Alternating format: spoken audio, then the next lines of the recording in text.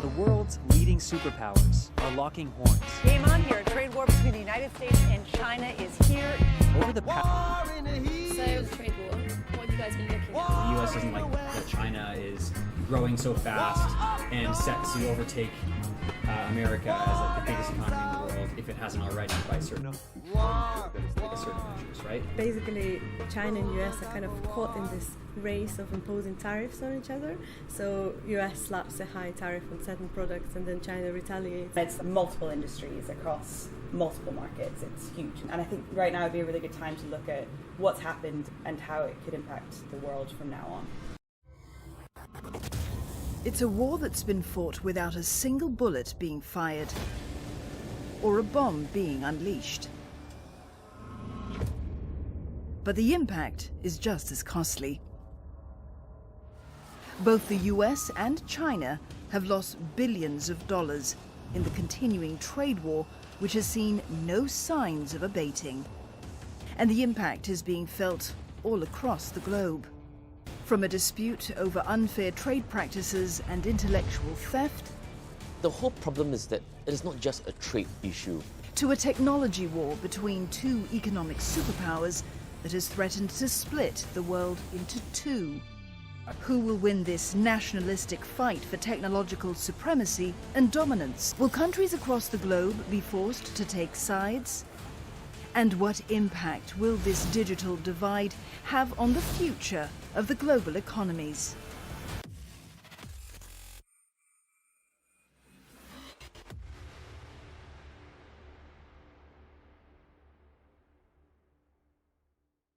The end of the dollar is inevitable and already is happening, but it is a long process. The primary strength of the US dollar is its circulation in international trade, which allows the US to print money without having anything to back up those bits of paper. For that reason, the US has got really upset in the past when Iran and Iraq planned to start using euros to trade their oil in. And in the latter case, fighting a war over it, that was what the war was really about. Soon the value of China's foreign trade will exceed that of the US, and the BRICS countries have just signed a crucial financial collaboration agreement, so in the long term, the dollar will be replaced. All empires fall, let's hope this one goes peacefully. With all the sanctions the USA is imposing on allies and foes, he is irritating quite a lot of people who got to use the US dollar either as a trading currency or as a reserve currency.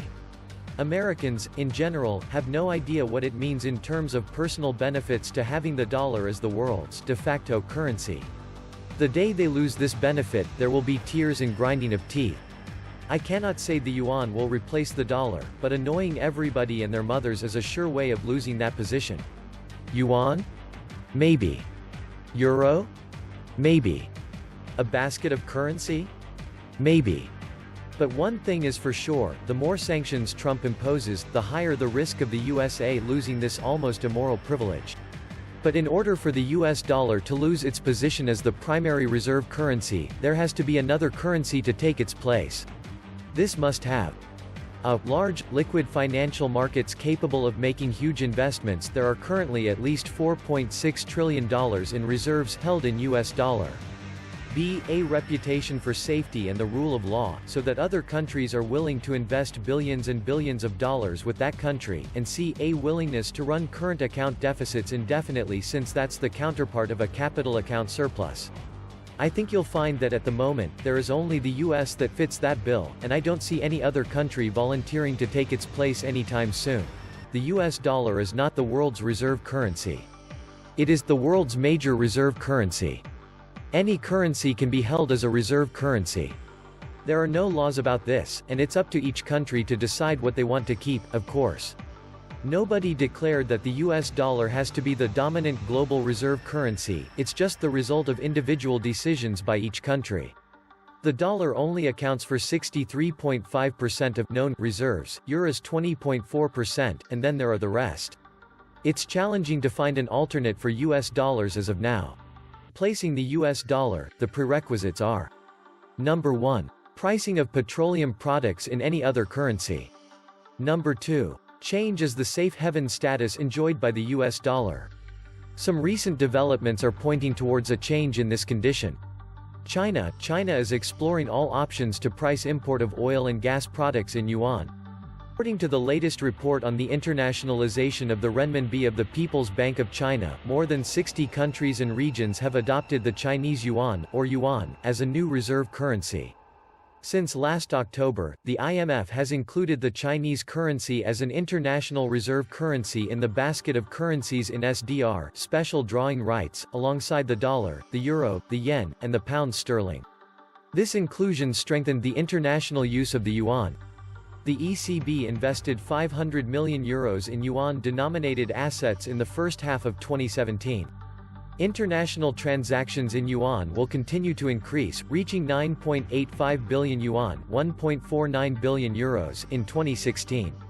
The report also indicates that 240,000 companies operating in China used the yuan for international payments at the end of 2016. The New Silk Road Initiative has extended the adoption of the yuan internationally. According to the report, more and more market players will use the yuan as a payment currency thanks to China's economic growth and improved conversion regime. However, I see in the near future coexistence with the US dollar, the British pound, and the euro, but at present, I see no clear advantage or China wanting the renminbi to replace the US dollar as the primary reserve currency. But that's really just a fraction of what we're talking about. We're forgetting that it was the Chinese back in the 7th century who developed one of the greatest financial innovations in history, paper money. Dear viewer, China wants to regain that leadership. But of course, in order to do so, they have to do one thing, and that of course is defeat the US dollar. In other words, in practice, the yuan's importance at an international level remains pretty insignificant. Or at least that was until now. Because folks, in this video, we're going to talk to you about how Xi Jinping's government wants to end the dollar's dominance and make the yuan reflect the economic weight of the Chinese giant. And you know what? This has a lot to do with the fact that China has already surpassed the United States as the world's biggest oil importer.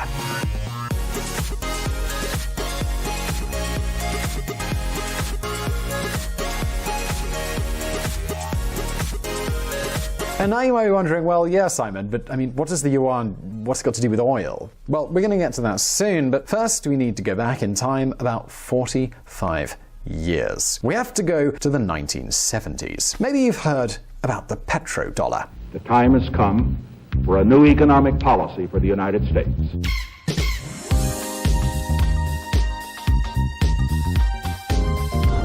The petrodollar, the story of a pact.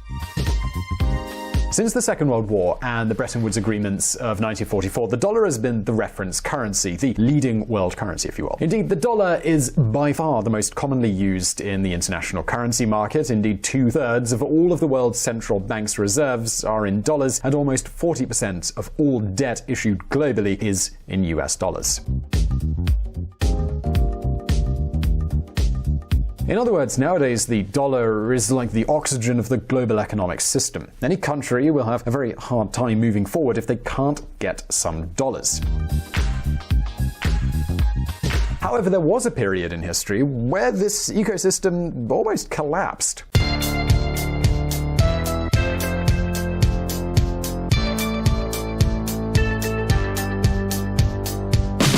This all happened on August 15th, 1971, when Richard Nixon announced the end of the dollar's convertibility. I have directed the Secretary of the Treasury to take the action necessary to defend the dollar against the speculator. I have directed Secretary Connally to suspend temporarily the convertibility of the dollar into gold or other reserve assets, except in amounts and conditions determined to be in the interest of monetary stability and in the best interest of the United States.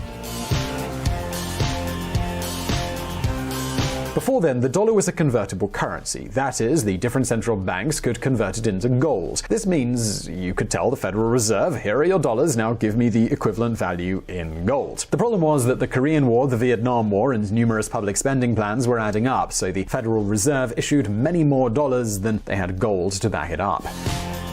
But with Nixon's decision, all of this ended and the dollar became a fully fiduciary currency. Well, the thing is that this decision, which was announced as a temporary measure and then became permanent, risked the people's faith in the dollar. Up until then, the dollar had been the benchmark currency, but from then on, why would anyone accept some paper that the Federal Reserve could simply print at will? The French president himself, General Charles de Gaulle, had already stated his concern in 1965, even before the dollar's convertibility was abolished. Check this out. The fact that many countries accept as a principle dollars as good as gold leads Americans to get into debt, and to get into debt for free at the expense of other countries. Because what the U.S. owes them, it is paid, at least in part, with dollars they are the only ones allowed to emit. Charles de Gaulle. But folks, faced with the risk that the global monetary system could collapse if the dollar was the reference currency, the United States found a formula to save and consolidate the dollar's hegemony. Of course, I'm talking about petrodollars.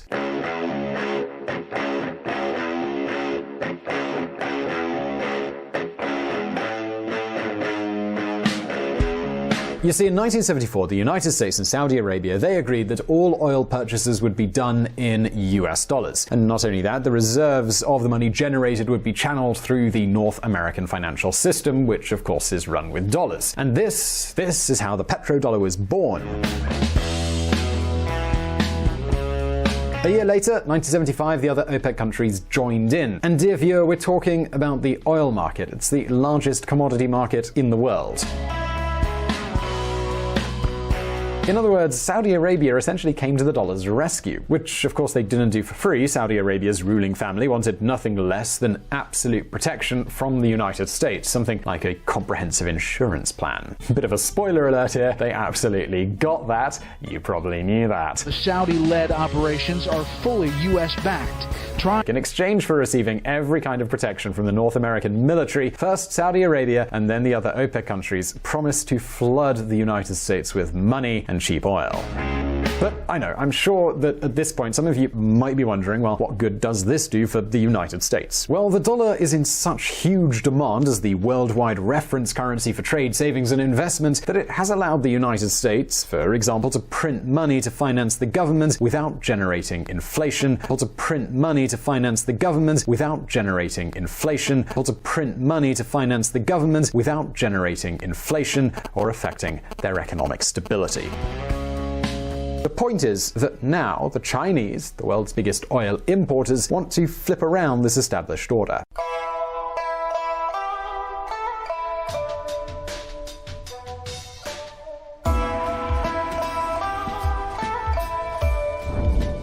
The Pt.1.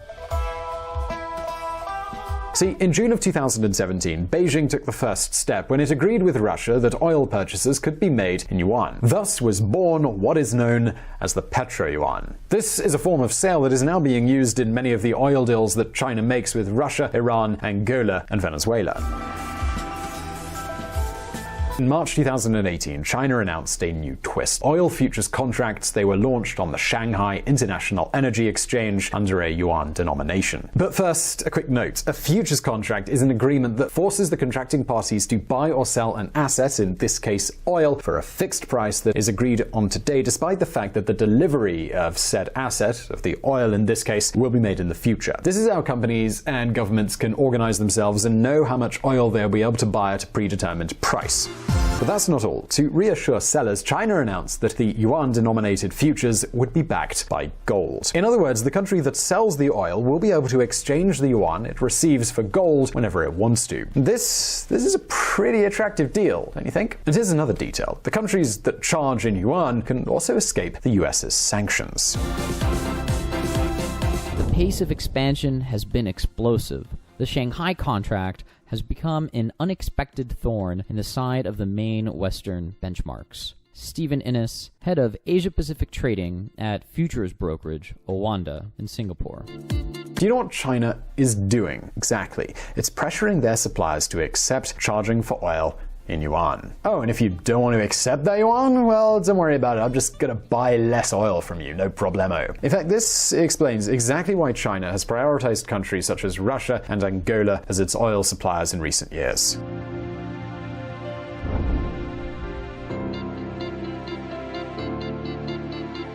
But that's not all. China knows that Saudi Arabia could play a major role in this entire process. If this country even partially accepted the yuan, the entire global monetary order would totally change. News stories like these, they're no longer just about energy security, but about financial and political strategies. Check this out.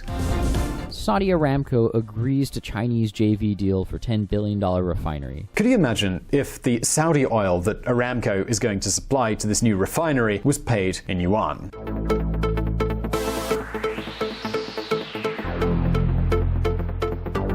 This, folks, is the move with which Beijing wants to end the dollar's importance, or at least weaken it. China is buying more and more oil each time, and they're paying for a greater part of it in yuan. And this has many, many implications.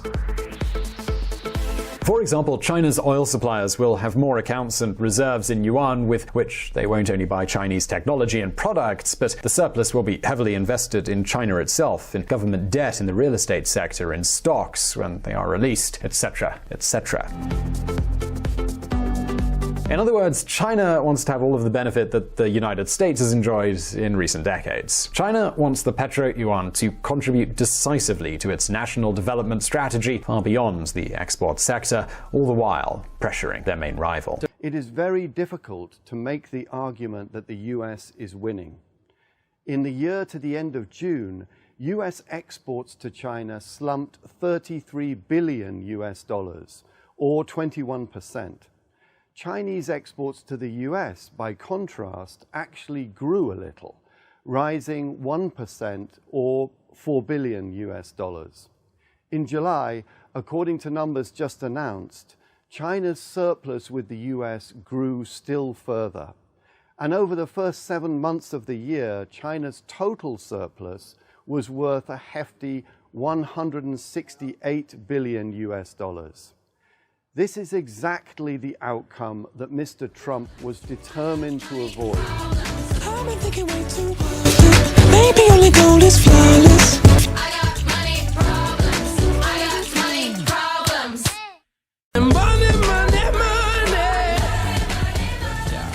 Who gave coalition forces in Libya the right to eliminate Gaddafi? Well, that's the question Vladimir Putin's been asking during an official visit to Denmark.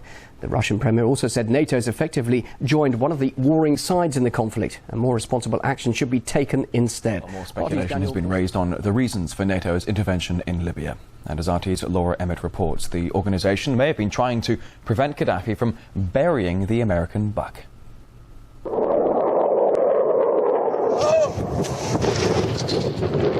According to some, it's about protecting civilians. We must not tolerate this regime using military force against its own people. Others say it's about oil. The only reason they're interested with Libya is about the oil. You'd think we'd be in Iraq if the major export there was broccoli. But some are convinced intervention in Libya is all about currency, specifically Gaddafi's plan to introduce the gold dinar, a single African currency made from gold, a true sharing of the wealth. It's one of these things that you have to plan almost in secret, because as soon as you say you're going to change over from the dollar to something else, you're going to be targeted. There were two conferences on this. One in 96 and another one in the year 2000, called the World Mataba Conference, organised by Gaddafi. And everybody was interested. I think most countries in Africa were keen. Gaddafi didn't give up.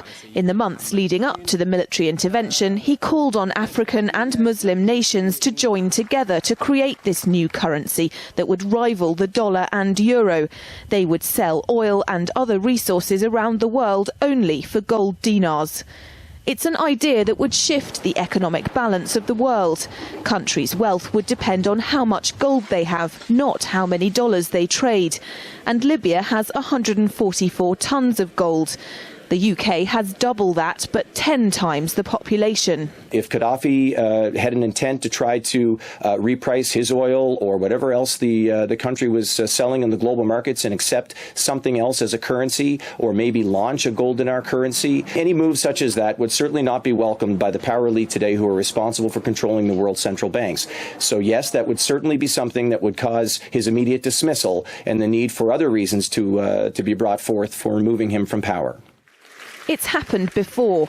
In 2000, Saddam Hussein announced Iraqi oil would be traded in euros, not dollars. Sanctions and an invasion followed. Some say because the Americans were desperate to prevent OPEC from transferring oil trading in all its member countries to the euro. The UK's gold is kept here in a secure vault somewhere in the depths of the Bank of England. As in most developed countries, there's not enough to go around. But that's not the case in places like Libya and many of the Gulf states. A gold dinar would have given oil-rich African and Middle Eastern countries the power to turn around to their energy-hungry customers and say, sorry, the price has gone up and we want gold. Some say the US and its NATO allies literally couldn't afford to let that happen. Daniel, so the Russian Prime Minister has effectively lashed out on the operation there in Libya. Yes, he's made the speech in Denmark and he was very angry. He says that Gaddafi is not the best person in the world. Sure, he's made many mistakes, done many bad things, but that does not give the coalition the right to bomb indiscriminately. His words were that they are bombing Gaddafi's palaces in Tripoli every night. Now, a coalition said that their plan was not to get rid of Gaddafi. So his question was, Mr. Putin's question was, why are the coalition forces obviously making this effort to go after Colonel Gaddafi himself? Mr. Putin added that oil was a key interest for the Western powers, for the European powers who have gone into Libya, that they want to get rid of Gaddafi and install people who are more favourable to the European Union so that European companies can control the oil reserves. Let's have a listen to exactly what Mr. Putin had to say. The coalition said destroying Gaddafi was not their goal. Then why bomb his palaces? Now some officials have claimed that eliminating him was in fact their goal. Who gave them that right? Did he have a fair trial? Returning to the no-fly zone, the bombings are destroying the country's entire infrastructure. When the so-called civilized world uses all its military power against a small country, destroying what's been created by generations, I don't know if that's good. It's the gold that Lara talked about. It's the oil as well, and getting it to flow once again that is really at the heart of how Libya will continue to exist as a state under new leadership. Outside of those borders, what assets does either Gaddafi have or Libya have as a state, and how do we get that? Well, Libya had a sovereign wealth fund, not unlike it was the 11th biggest in the world. Correct, and those assets are relatively easy to freeze. They don't exist in a vacuum. They're on account of brokers. They're on account of banks. All those banks and brokers are heavily regulated. The procedures are tried and true. The United States has been freezing assets at least since World War I, since 1917. This is how we got Bayer aspirin. We took it from the Germans in World War I. So we're very good at freezing assets. So I'm sure those assets are frozen. Now, it doesn't mean they go away or they disappear. They're available, but the United States is going to wait until we know who the transitional government is. But on the other side of the ledger, you have hard assets, which are oil and gold. Now, oil, again, has got to go through pipelines. A lot of that infrastructure, some of it at least, has been destroyed. There are a lot of conflicting opinions on how long it'll take to restore that. Some people say weeks and months. Other people say a year. That remains to be seen. But that oil is not going to hit the market anytime soon. It'll be a little while before it comes on stream. The biggest question mark, of course, is the gold. Libya had over 100 tons, which is quite a large amount of gold. I mean, that's about the same as Greece. You know, Ireland has 5 tons. The UK only has about 300 tons. So this is a very large amount of gold for the size of their economy. This is physical bullion. These are not, GLDs or gold futures, et cetera. These are actually bars and ingots of gold that Gaddafi took from the central bank vaults. And the question is, where is it? We don't know where Gaddafi is, but we don't know where the gold is either. Now, gold is extremely heavy, so it's not easy to move around, and that is a lot of gold down an ingot. And that's right. Recast it, and you have no idea where it came from. So some of that may have been going on as well. So this may be mystery gold. We may never see it.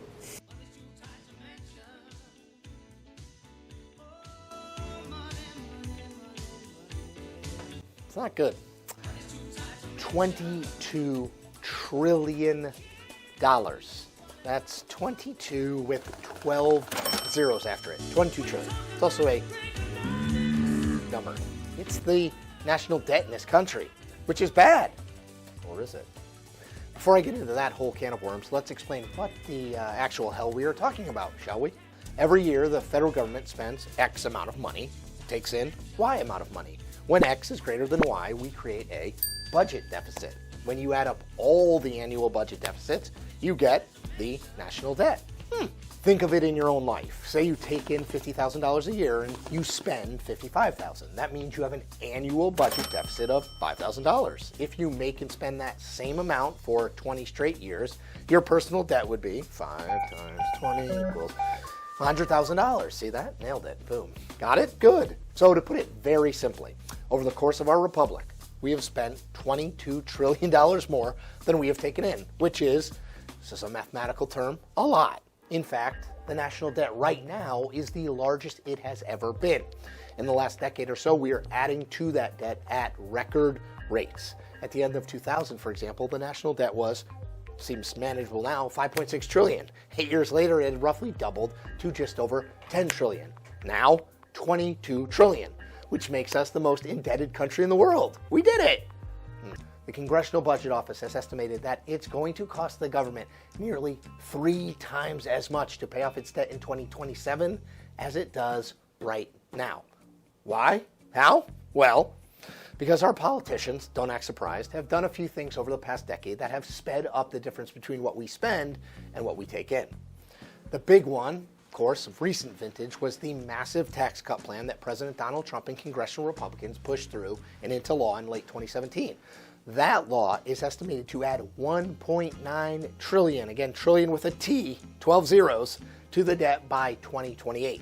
Now, before that, President George W. Bush's $700 billion bank bailout and President Barack Obama's $787 billion economic stimulus package also helped to drive debt through the roof. And then there's the fact that the baby boomers are getting older and older, which shoots Medicare and Social Security costs skyward with really no end in sight. Add all that to the fact that wars like the one in Iraq and Afghanistan cost a whole lot of money. So, what do we do? Well, there's a seemingly simple solution. Start spending less than we make every year, tightening our collective belts by, among other things, reforming massive entitlement programs like, well, Medicare and Social Security. Sorry, baby boomers. Except those programs are popular, just like tax cuts are popular. And breaking news, politicians like to do things that are, wait for it, popular. And politicians hate to do things that are unpopular. The big concern is that if the economy hits a major downturn, it may be impossible with such a big debt for the Fed or anyone else to stimulate the economy back into action. And that could lead to inflation or even hyperinflation, where the cost of everything we buy goes way, way up. And our currency starts to become not just devalued, but essentially meaningless.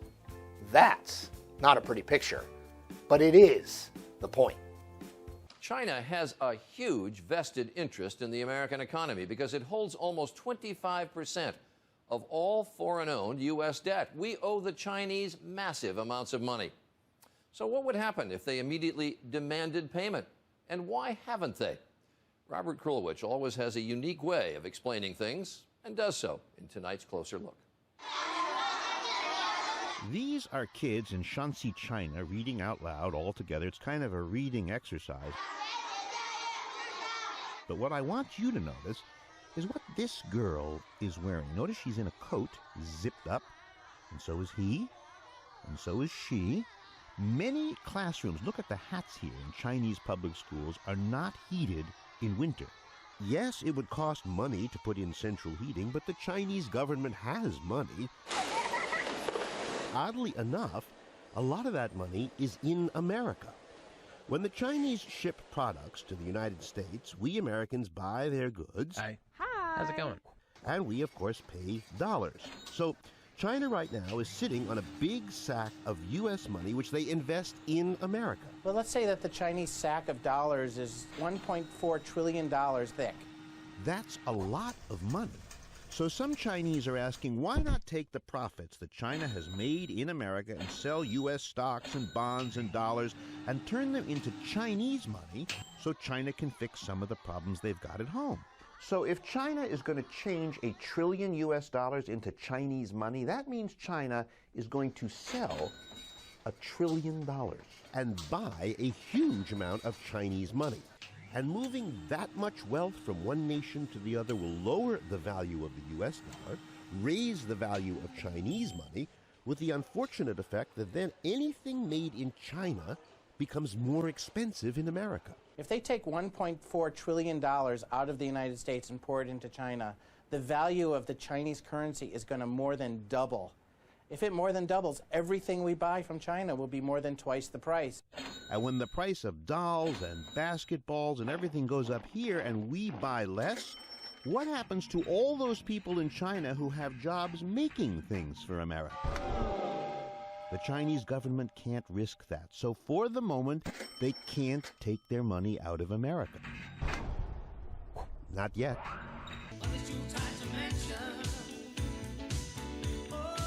The trade war took a dangerous turn and is now morphing into what many are calling a currency war. It's all-out economic warfare between the two biggest economies in the world, U.S. and China.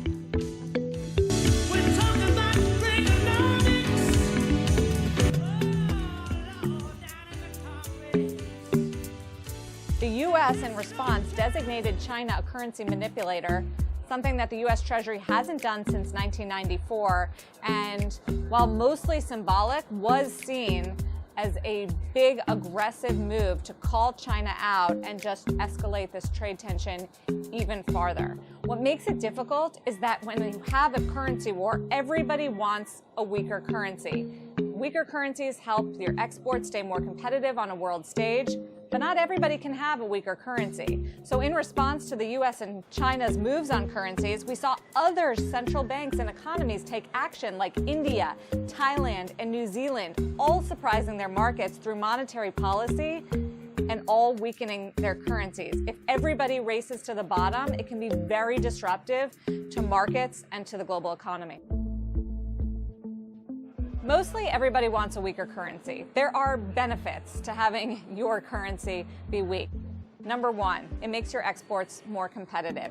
If you're Japan and selling Hondas and Toyotas to Americans, it gives them an edge over companies like GM and Ford. It also makes earnings more competitive. S&P 500 earnings have gotten hit this year because the dollar's been so strong. Anybody that does business overseas, from Apple to Procter & Gamble to the automakers to John Deere, which President Trump also called out during a tweet, their earnings and their revenues get cut by that strength of the dollar. They sell overseas, it's less competitive, they bring the money back home, it's worth less. China is the largest holder of U.S. foreign debt.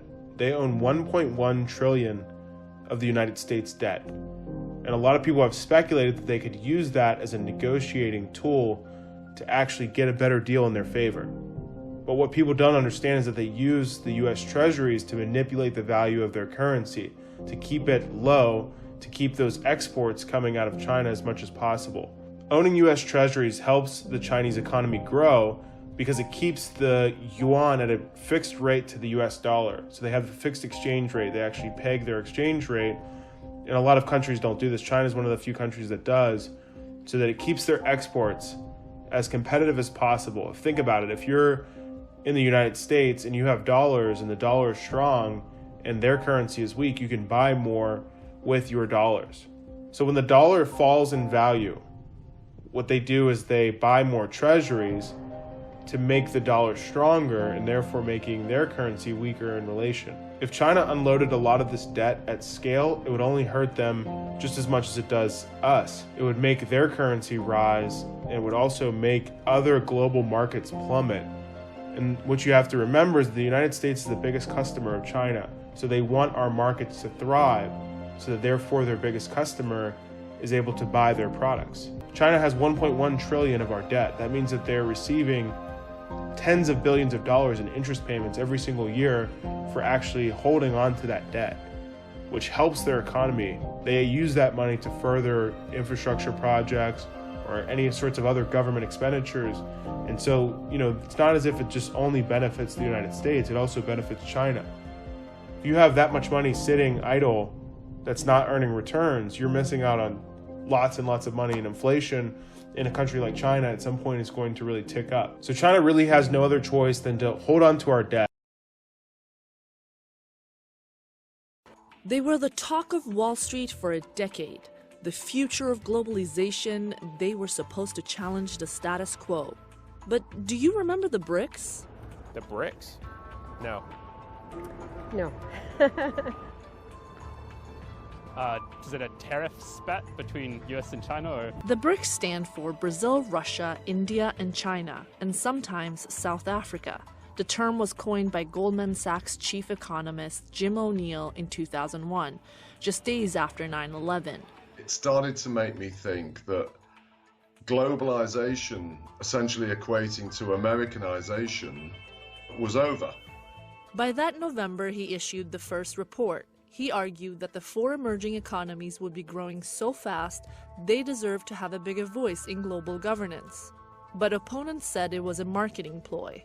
And one of the main points I was trying to make was actually about shrinking the representation of European members of the Eurozone and making a more effective G7 than the one that existed. So quite how that could be translated into some kind of marketing slogan, I have absolutely no idea. The second report, Dreaming with the BRICS, The Path to 2050, was published 2 years later. The predictions were bold. By 2040, the BRIC countries could take over the largest Western economies. After all, the countries counted for 40% of the world population and 25% of the world's land. The sky was the limit. There are countries like the BRICS that are becoming as important or more important than the G7 countries. Therefore, it makes sense to give them a voice in world affairs. And now you've got the G20s, but now putting them in one grouping, believing that there is some consistency within this grouping, I don't think makes a lot of sense. Today, the BRICS are producing vastly different results. Brazil and Russia's economies are 20 to 30% smaller than they were back in 2011. India and China have grown nearly 50 to 80%. The BRICS are now building institutions to help emerging markets develop, including their own international bank based in China's commercial hub, Shanghai. The New Development Bank has $100 billion in authorized capital and aims to finance infrastructure and sustainable development projects in member states and developing countries. A $100 billion reserve fund has also been given the go-ahead by BRICS nations. Together, they're intended to provide an alternative to global financial institutions like the IMF and the World Bank. One interesting topic is being discussed, and that's developing a joint payment system in order to eventually cut their dependence on the Western financial system. Well, joining me to discuss more on this, investigative journalist Ben Swan. Ben, thanks so much for taking the time with us. The countries that make up the BRICS bloc, they're also members of the G20. So what's the driving force behind ditching the dollar, given that they're also members of the G20? Well, because the dollar is the world reserve currency, but does not represent or protect their economies in any way. Look, Brazil, China, Russia, India, South Africa, these are nations that look at themselves as being vitally important on the world stage, and yet are completely dependent on the US dollar, and therefore the carrot and stick analogy applies here. We give you a carrot if you're good, says the U.S., or we give you the stick if you're bad, in the form of sanctions, right? And so these countries have decided we're not going to be subjected to sanctions anytime the West, or specifically the United States, wants to punish us. And the only way to do that is to break their dependency on the global system and the dollar as the world's reserve currency. So, Ben, the New Development Bank, created back in 2014 by the BRICS members, it was literally established to counter the IMF bank. And be able to lend money to emerging economies. So far, it's approved 46 projects valued at $12 billion with a B. How significant is this, and do you think that this bank is fully competing on the world stage? Well, it's not fully competing yet, but it absolutely will get there. I mean, I certainly see the growth that's taking place there, but that was really step one, was establishing this. Step two is what's being discussed now, which is the payment processing system. So really what they're competing with is the SWIFT bank system, right? So right now, if you're sending money overseas from a U.S. bank, you have to use, or any Western country, you use that SWIFT system that is set up in Belgium. And that prevents money laundering in theory and all that kind of thing. But what the BRICS nations are doing is saying, well, we don't need to use the SWIFT system because we don't want to be subjected again to U.S. sanctions, because if the U.S. is sanctioning you, you can't move money using that SWIFT system. So what's really interesting is, number one, they're creating a payment system that would go around SWIFT. But how do you do that when you have 5 major countries that all have their own currencies? And one of the ways they're doing that is by using possibly cryptocurrency to do that. That would translate their currencies into a single cryptocurrency that is then used through the system and then formulated, I guess, when it gets into their country, back into their own personal currency. So essentially, you're taking currency from one, sending it through as a cryptocurrency, and then back on the other end into transforming it into another currency. And that allows them, again, to get around this SWIFT system in a way that no one had really thought about in the past, because crypto already has all of those things in place. Now, Russia in particular, they've been moving away from the U.S. dollar. In fact, in the last 5 years, Russia actually cut out almost half of its trade payments in U.S. currency, from 92% to about 50%. So what does this say about its relationship, if any, with the West? Well, I think it says that, again, that Russia specifically really started pushing this after 2014, right? Because in 2014, the U.S. started hitting Moscow with sanctions, and they wanted to punish. And remember how this works. Sanctions are issued against individual countries. They're also issued against leaders in those countries or wealthy people in those countries. And so when leaders in those countries and wealthy people in those countries start getting hit with sanctions, you have a choice. You can either go along with this and comply, or you can say, let's create a system that no longer gives you leverage over us. Well, one thing that the U.S. is doing a very poor job of right now is recognizing that it's not just Russia or just China, but there are 5 major nations and dozens of smaller nations that are very excited about the idea of no longer being under U.S. dominance when it comes to currency, and we're not doing anything about it. At this point, the U.S. is resisting on almost every level any push to change the way the system is currently, because it works for us, but it's not going to stay that way. This new system, this new way of handling currency is inevitable. A trade war should be rejected because there will be no winner. Economic hegemony is even more objectionable because it will undermine the collective interest of the international community. Those who pursue this cause will only hurt themselves. His warning is a response to Trump's frequent complaints. These countries have been ripping us off for decades. It doesn't take a week, it takes a little longer. But we're going to get it done. But just remember, we can't lose $817 billion. We rebuilt China. What the European Union is doing to us is incredible. How bad? Summit watchers say such blunt rhetoric from the U.S. will influence this year's meeting. The protectionist measures that they have put on in terms of trade and the trade wars that have every country in the globe speaking. But something that the BRICS have actually come out and actually spoken about quite strongly is the fact that they want to support multilateralism and, a rules-based world order. But she says BRICS may use these trade war threats to seek a new world order, even beyond the 5-member bloc. Something that's different about BRICS this year, specifically South Africa as a host country, is that this initiative not only is about the BRICS member countries, the 5 countries, but actually we've seen an outreach of neighborhood countries being invited. So this is taking along the Africa developmental agenda and bringing it into the BRICS agenda.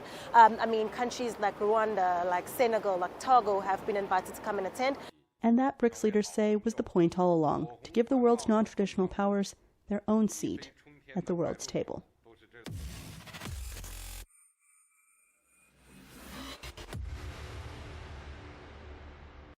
The list is growing ever longer of countries eager to sign up to a new China-led investment bank. Now, China set Tuesday as the deadline for countries wishing to become a founding member of what's being called the Asian Infrastructure Investment Bank, which has prompted a rush of nations to apply. Now, these are the countries that are now approved members. They include India, Pakistan, Indonesia, and the United Kingdom. These nations have applied. Among them are France, Germany, Russia, and Brazil. But there are 2 notable exceptions: the United States and Japan, for now at least. Well, both of those countries, of course, have a huge stake in the existing institutions, namely the World Bank, the International Monetary Fund, and the Asian Development Bank, the ADB. And we can get some perspective now. China commands less than 6.5% of the vote in the Asian Development Bank, a little over 5% in the World Bank, and less than 4% in the International Monetary Fund, or the IMF. Good reason, then, to create its own alternative? Or is this part of a bigger plan to challenge the world economic order? Well, few countries could manage what Beijing is proposing right now. In essence, it's seeking to challenge Washington's dominance of 2 of the world's biggest financial institutions, the World Bank and the International Monetary Fund. For too long, Beijing says Washington's voice has prevailed here and that the institutions need reform and no longer reflect the changing shape of the global economy, an economy that's increasingly dominated by China. So with the bank that China's proposing to set up, it hopes to change all of that. China, of course, also believes this bank will dovetail neatly with another project it's been touting, the revival of the Silk Road trade route between China and Europe. That will involve billions of dollars of new infrastructure, which it hopes will be paid for by loans from its new bank. At World Bank headquarters, the Chinese initiative is not being seen, at least officially, as a competitive threat.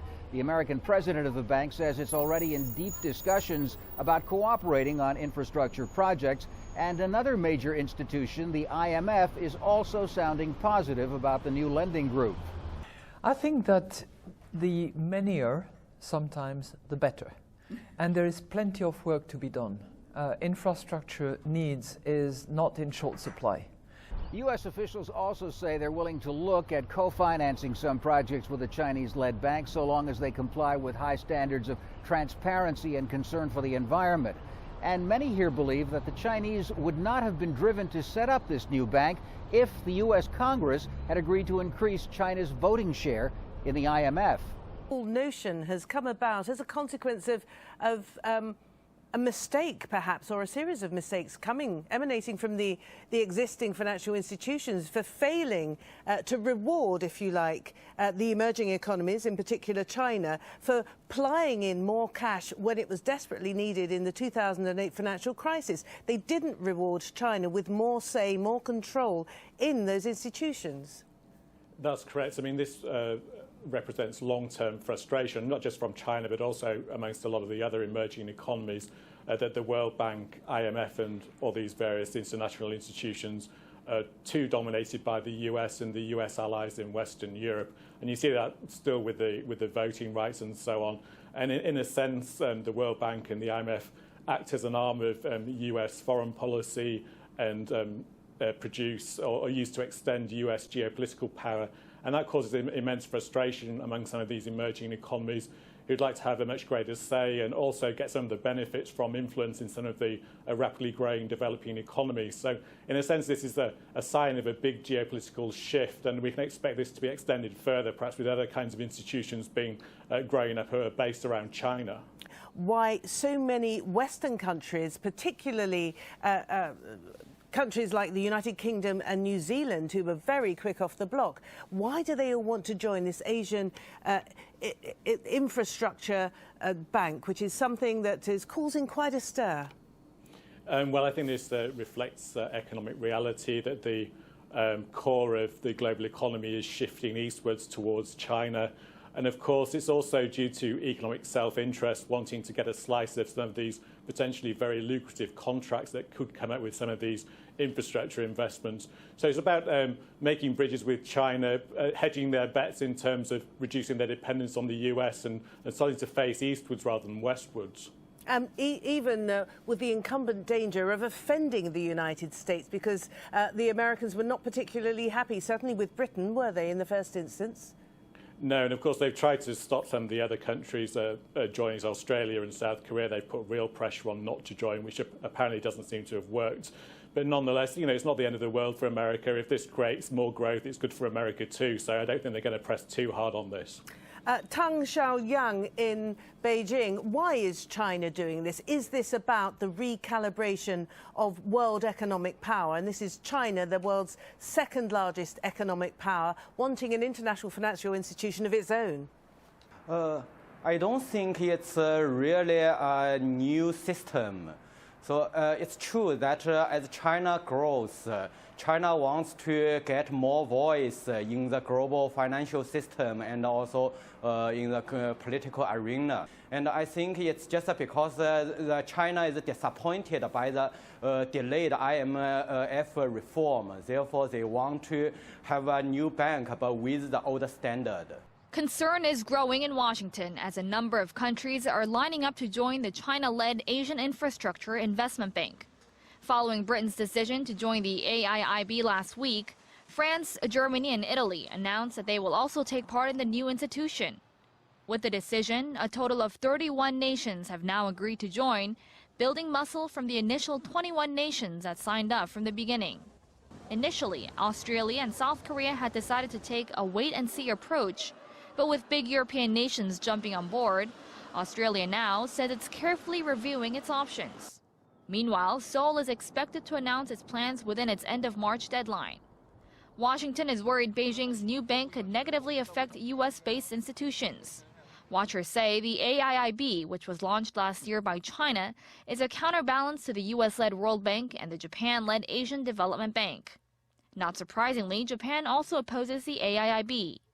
Tokyo is one of the biggest shareholders in the ADB, meaning it's permitted to make key decisions. China, meanwhile, holds about a 5% share in the ADB. Chinese President Xi Jinping had said the new bank will improve global financial governance. Beijing is expected to push to expand its existence in the financial arena, reflecting China's rising global economic influence. The world's second-largest economy also plans to create a new development bank that could stand alongside traditional institutions, such as the World Bank and the International Monetary Fund. The recent emergence and creation of the Asian Infrastructure Investment Bank, 49, 50 nations now have signed on. The U.S. decided not to, and in fact suggested that the U.K. in being a founding member was, once again, being too accommodating to China. Do you think that we would have been better served by being on board with that? A point I make in my book on China, Dealing with China, on the section that deals with my work as Treasury Secretary, setting up the Strategic Economic Dialogue, I worked hard to bring China into the Inter-American Development Bank, bringing them into an established multilateral bank, into the rules-based system. I think that's very important.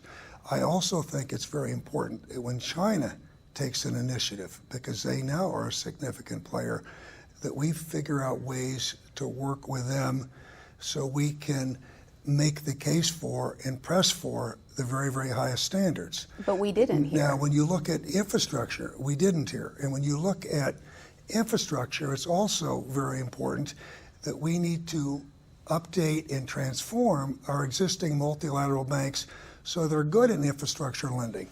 I think few people recognize that the Chinese are the leaders in infrastructure funding. The Chinese Ex-Im Bank and the Chinese Development Bank does much more infrastructure lending than any of the existing banks.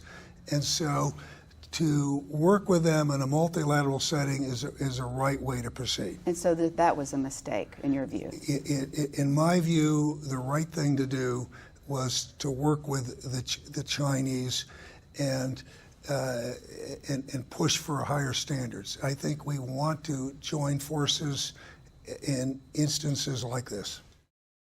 Key to solving the problem is China, where Paulson has more than 25 years of experience, going back to his days as CEO of Goldman Sachs. Let me get up here. Through his work at the Paulson Institute, which he calls a think and do tank, and in his new book, Dealing with China, he urges the U.S. to engage and cooperate with the communist superpower. All of these will be easier to solve if we're working with China, and more difficult if we're working at cross purposes of China. He points out that China will soon have the world's leading economy, knocking the U.S. off the top spot for the first time in a century. And with 1.4 billion people and more than half of the new buildings in the world going up in its city. So for all of those who are rooting against China to fail, be careful what you wish for. The Asian Infrastructure Investment Bank is one of the major international organizations aiming to foster economic integration in Asia. Here are 5 must-knows about the AIIB. 1. The idea of the Asian Infrastructure Investment Bank was put forward by Chinese President Xi Jinping during a state visit to Indonesia in October 2013. 2. The AIIB is an international financial institute like the IMF, World Bank, or Asian Development Bank. It lends money to developing nations in Asia for infrastructure projects and helps improve their social and economic status. 3. The AIIB was launched in January 2016 with 57 founding members, including China, Germany, France, the UK, Russia, and Israel. Its membership now stands at 84, with 64 members and 20 prospective members. Canada is the first and only nation from North America to have joined the AIIB. The US and Japan are not members yet.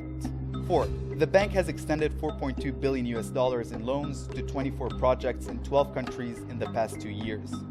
The projects mainly focus on energy, transportation, water, telecommunications, rural infrastructure, agriculture, and environmental protection. 5. The AIIB is headquartered in Beijing and plays an important role in the implementation of the China-proposed Belt and Road Initiative. While the Belt and Road Initiative aims to improve connectivity, the Asia Infrastructure Investment Bank, or AIIB, plays a crucial role. One of the missions of AIIB is to use infrastructure to improve economic development in the region and beyond. When it was first founded in 2013, it was assumed to be competitor to the established system of development banks, like the World Bank or ADB, but it soon proved how sorely needed additional funding for Asian infrastructure was. The bank attracted members not only from Asia, but also as far as Europe. The UK also joined as a founding member of AIIB. Earlier, I talked to Sir Danny Alexander, Vice President and Corporate Secretary of AIIB. He told me high standards are a must for the Belt and Road Initiative to be a success. How is AIIB now seeking some of the common ground with the Belt and Road Initiative? What can you do together? So AIIB is now a little over 3 years old. We have now 97 countries who are part of the AIIB. Congrats. And our investment program is growing, now $8 billion of projects. And while, of course, AIIB is a multilateral institution, so separate from the Belt and Road Initiative, there are many areas of overlap, especially in promoting connectivity and in promoting high standards. The principles of the Belt and Road, the consultation, shared benefits, are good principles, but what matters is the implementation. Let's talk about the implementation and also the high standards you mentioned earlier. About high standards, what exactly are you referring to as one that is enthusiastic, AIIB, to see the future potential of the Belt and Road Initiative? What kind of high standard are you looking for? Well, for the AIIB, high standards means both high standards of governance, the way we take decisions, and also high standards for the projects, how we select the projects. For projects, it means making sure that the projects have economic benefits to the country. No white elephants. It means making sure that we take account of the debt sustainability position of the country, because we don't want to finance a project if that's going to cause additional financial problems for the recipient. We need to make sure that there are high standards for environmental protection, high standards in terms of how you look after the people who are affected, and of course, absolutely zero tolerance for corruption. And then also, we want to make sure that when we finance projects, companies from any country in the world can compete on a fair basis to be part of implementing those projects. For the AIIB, that's what high standards means.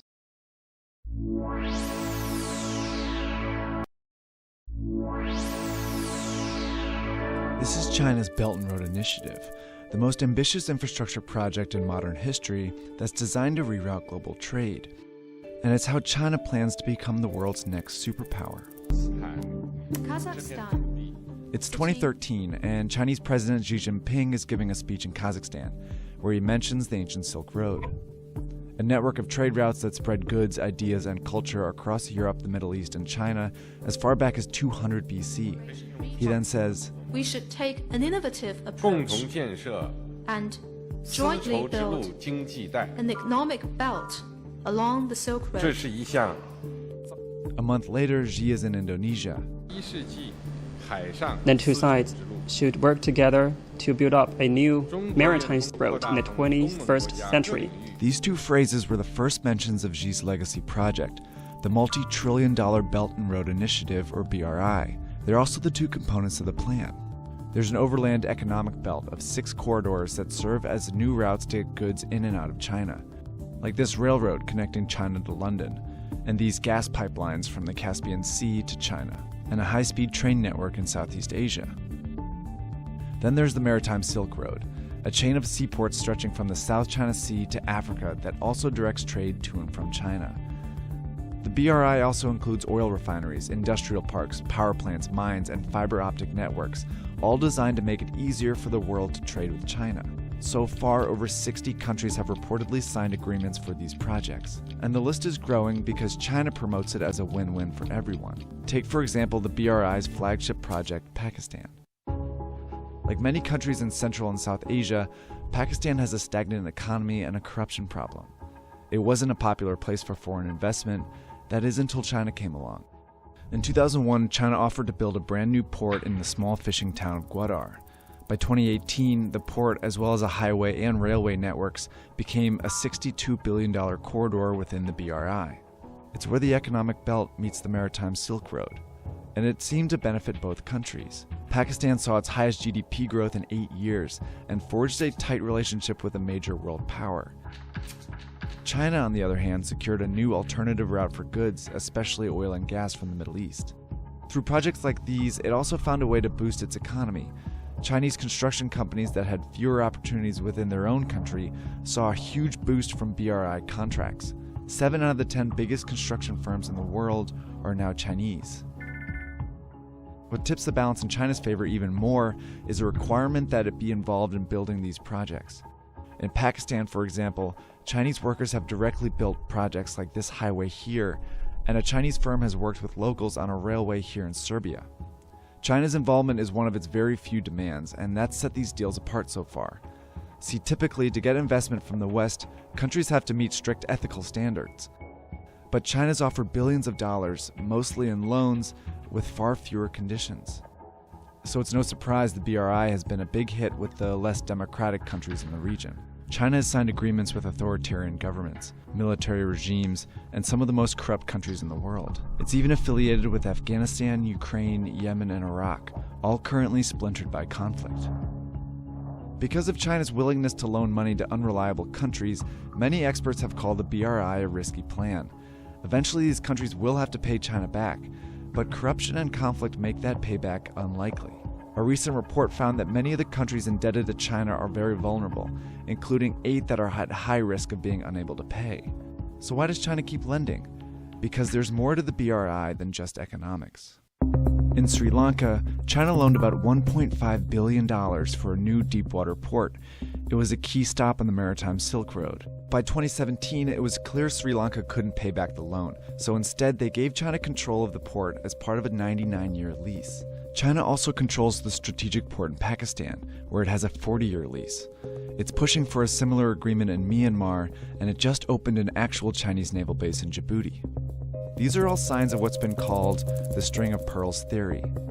It predicts that China is trying to establish a string of naval bases in the Indian Ocean that will allow it to station ships and guard shipping routes that move through the region.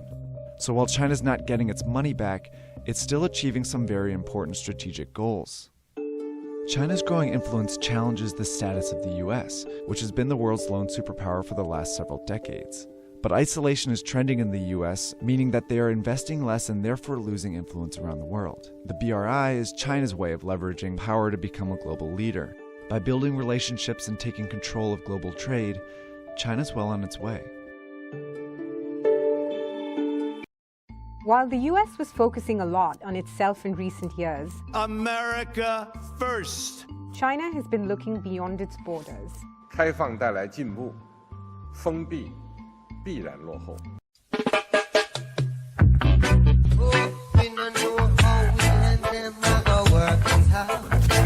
It's a war that's been fought without a single bullet being fired. But someone will have to pay. The problem is that it is not just a trade issue. The forces behind the conflict, We're not in a trade war, we're in a techonomic war. both here and abroad. This is a great power struggle. They've outsmarted us. They've done some things that we don't agree with. We got to fix our system to compete with China. We do have a chance to see the new Cold War. I think it's a comprehensive confrontation. That's dangerous.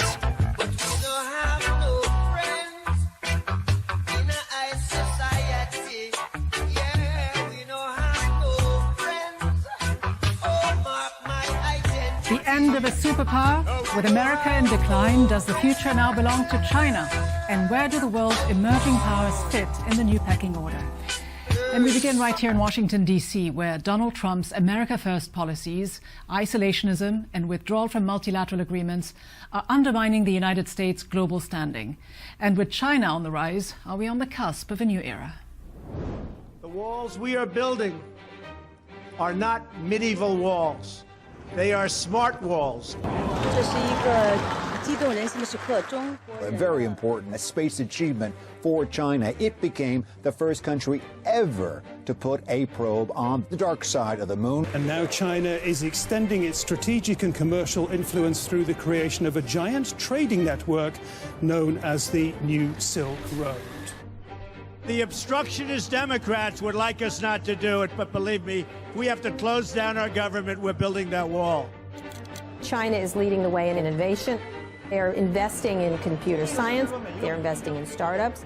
And I think that's who we're going to see the challenges from in terms of who controls AI, transportation, all kinds of things that are critical. China is the competition. In an attempt to play catch-up, the Trump administration recently launched an AI initiative.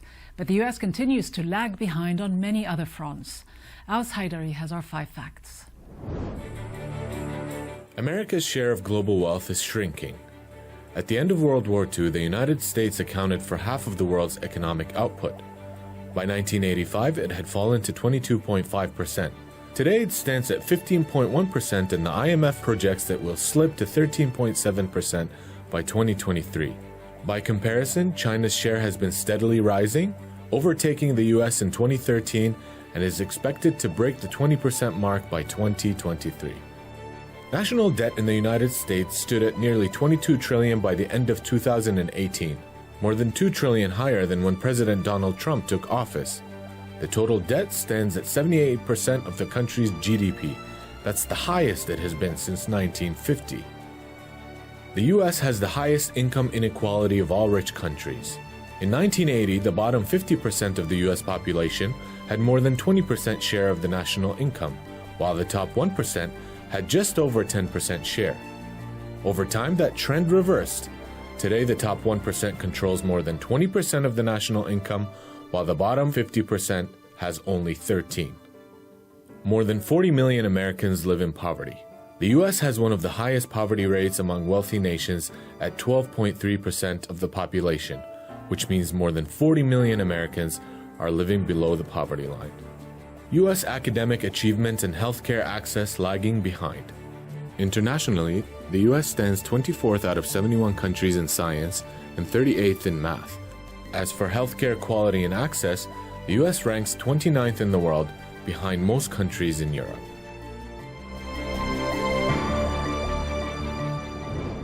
The U.S. under Trump has also been gradually losing its political clout and influence on the world stage. In this new multipolar world, how is the U.S. president's approach to foreign policy affecting America's global standing? And who will fill the new leadership void left by the United States? If you look at China, where we lose $100 billion a year with China. He's been saying the same thing for 30 years. Donald Trump has a very binary view of life and certainly of the world, and so to confront China, which he perceives as America's most important and dangerous rival, and to be able to use blunt instruments against them and to come out and at least be able to say that you're a winner and they're a loser, it's hard to imagine anything more appealing to the core of his personality. Now, he didn't know a lot of details. He knew almost no policy. But what I found most extraordinary was when we got to the section on China, which I kind of threw out there, of a 2-hour meeting, almost 30 minutes or more was all about China. We have a $500 billion deficit, trade deficit with China. And you got to remember, a lot of this he was just reciting everything he'd heard from Lou Dobbs. We're talking about a trade deficit of $315 billion last year with the Chinese. He's been a guy that's watched Lou Dobbs for 30 or 40 years, and the only thing he had formed as a worldview was China. Because we can't continue to allow China to rape our country, and that's what they're doing. It's the greatest theft in the history of the world. He talked in this kind of vernacular that kind of hit people in the gut, and particularly when we talked about trade and jobs shipping overseas. What was his message to these people on trade? China's to blame? The message is very simple, is that the elite ship the jobs overseas, and I'm going to bring it back. In the Roosevelt Room, we would have a trade meeting every Tuesday, and then we would take some version of that into the Oval in a smaller group.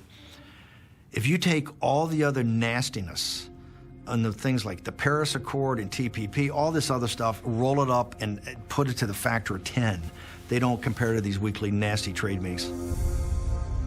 From the start, the weekly trade meetings surfaced deep divisions among Trump's advisors over how to deal with rising economic tensions with China.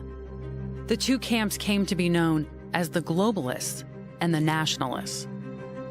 On the one side, the globalists included former Wall Street executives like Gary Cohn and Steve Mnuchin. On the other side, the nationalists included Bannon, along with Robert Lighthizer, and Peter Navarro, a hawkish economist whose film Death by China caught Trump's attention. Problems facing America, its increasingly destructive trade relationship with a rapidly rising China.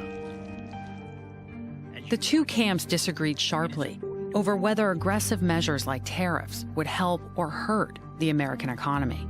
We had a mindset that to be a great power, it wasn't just your military, you had to be a great economic power. And a great power had to be built upon a great manufacturing base. To make America great again, you've got to bring manufacturing back to the country.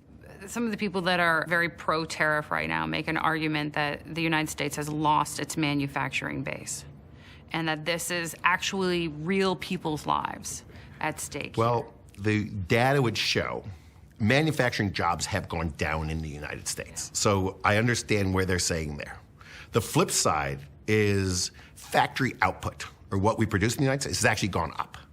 There's this thing called technology that's happened in the United States. Factories have changed, but we have also created millions upon millions of jobs in new industries that didn't exist 20 years ago.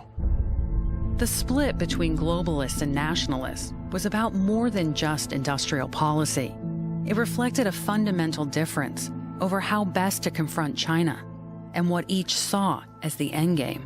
The nationalists said this is a great hegemonic, great power struggle. It's definitely two systems that couldn't be more radically different, right? And one of these two are going to win. We need not just a trade deal. We need fundamental structural changes in their economy.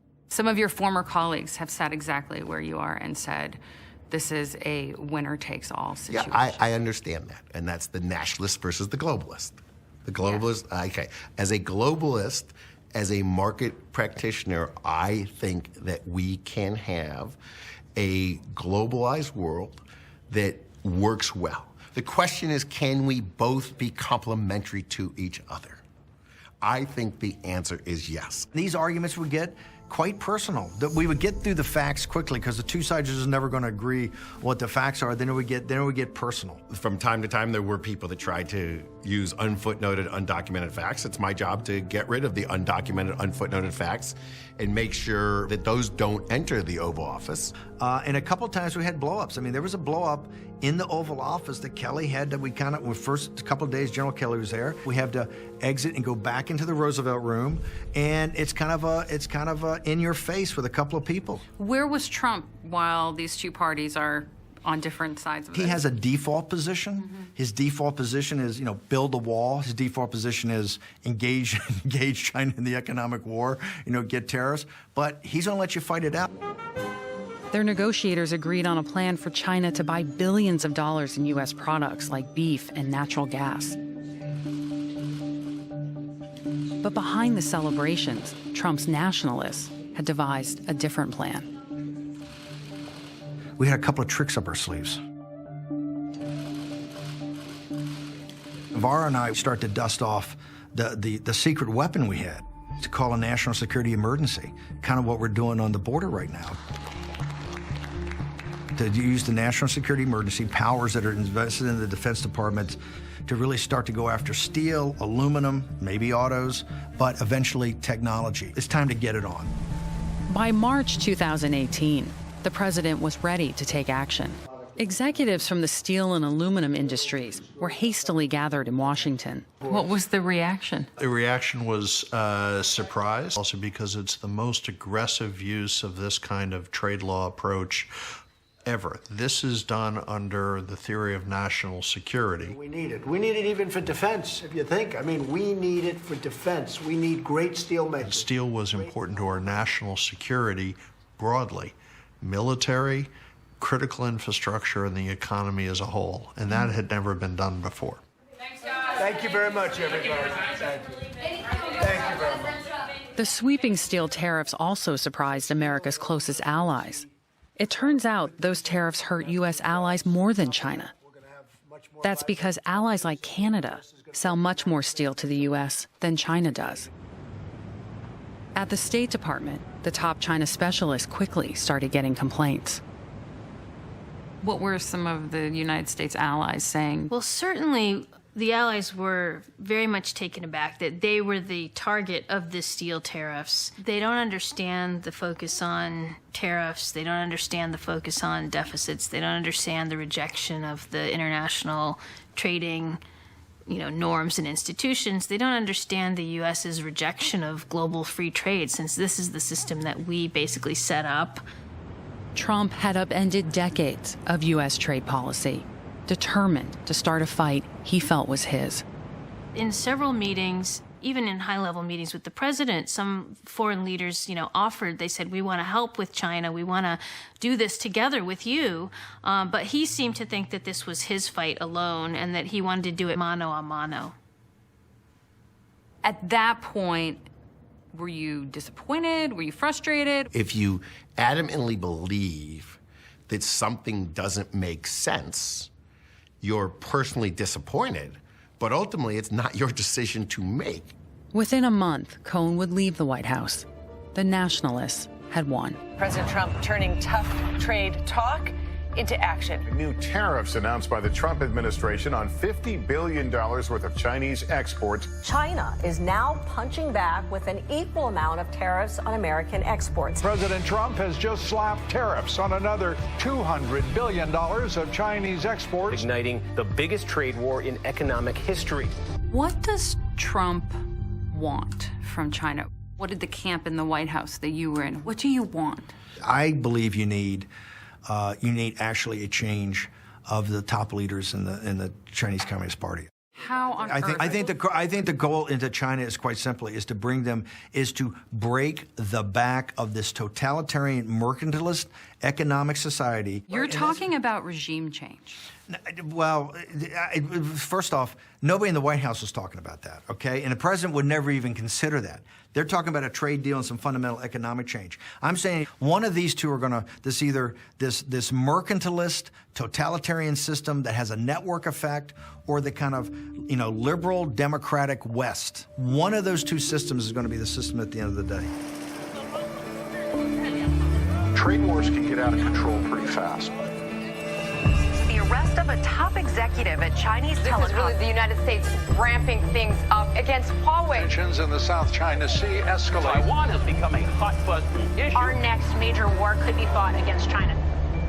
This is my optimistic scenario, that we will have a managed tension.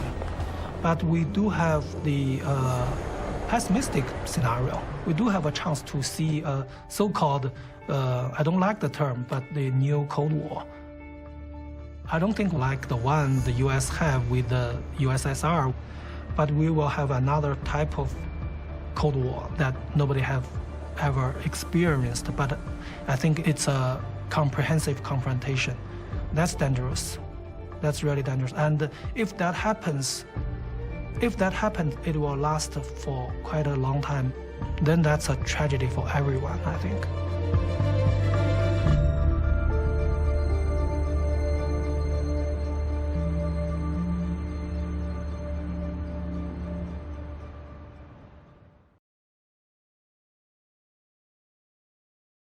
Huawei is very dangerous. Rarely does a country go to war with a private company. We have met the enemy, and it is Huawei.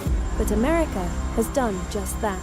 We're not going to do business with Huawei. Huawei represents a national security risk. But is this really about Huawei Or is it something bigger than that? So what is this war really about, and why is Huawei in the middle of it? Founded in China in 1987, Huawei is now the world's largest maker of telecoms equipment, with revenues exceeding $103 billion. When you think about Huawei, you might think about the handset. That makes sense, since it sold 200 million of them in 2018 alone. But close to half of its revenue comes from selling network equipment. And it's this infrastructure side of the company that worries governments much more than the sort of consumer handset side. With Ericsson and Nokia, it's one of the 3 biggest manufacturers of this equipment. In fact, since 2014, it's outgrown all its competitors, reaching over 3 billion people. This is how networks function. Your phone sends a signal to a nearby tower using radio waves. Voice and data are passed over an internal network run by your phone company, which connects your handset to other phone users and the wider internet. In other words, these antennas connect us all. But now, there's a new kind of network. The race to 5G is moving forward at full speed. From TV ads to presidential tweets. You've probably heard debates about the revolutionary 5G. Although 5G is massively overhyped, it is coming, and Huawei is a leading force in this innovation. It will be a sort of big change, maybe not quite so enormous as people like to tell you. The other thing that people like to say that 5G will enable is this idea of the Internet of Things. If you want things like self-driving cars that download detailed maps of where they're about to be, you need 5G to do that.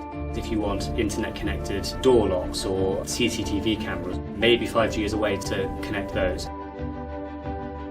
We're moving to a world where everything will be connected to the internet, but we haven't thought enough about security. That's the big fear about having a hostile power control your 5G network. Because if entire networks are vulnerable, this opens the door to countries spying on one another. 5G networks must be secure, they must be strong. They have to be guarded from the enemy. As the argument rages over the security of Huawei's products, the effects can be seen in some unexpected places. The biggest issue, I think, with all of this political turmoil surrounding the Huawei name is uncertainty. Joe Fresnel runs Eastern Oregon Telecom, a small network serving the people of this rural area. In rural, remote areas, it's hard to connect with people. And so the internet becomes this really important way to connect with community. The problem is that the network here relies on Huawei technology. So you're using the internet from Eastern Oregon Telecom to be able to run, monitor, control all of these pivot irrigation systems. I have no idea how we'll do without it. The Huawei equipment was 30 to 40% less than everything else on the market, and it's more capable and more reliable. This economic boom that's out here, all of this effective agriculture that's going on out here would not be effective or even possible without internet connectivity. It's a similar story around the world. Mobile phone users in developing countries have benefited from Huawei's attractive deals. But how is Huawei undercutting its competitors? Huawei can offer cheaper prices because they are heavily subsidized by the Chinese government. These are allegations that are strenuously denied by Huawei. Whether or how Huawei is connected to and subsidized by the Chinese government is unclear. But what is clear is this. China is the kind of country where if the party says jump, all you can say is, well, how high? Loyalty to the state is actually enshrined in China's intelligence law. Article 7, a 2017 edition, states that any organization or citizen shall support, assist, and cooperate with the state intelligence work. Critics say this law means that when you buy Huawei equipment, you may be exposing yourself to surveillance by the Chinese intelligence services, and this makes governments very uncomfortable.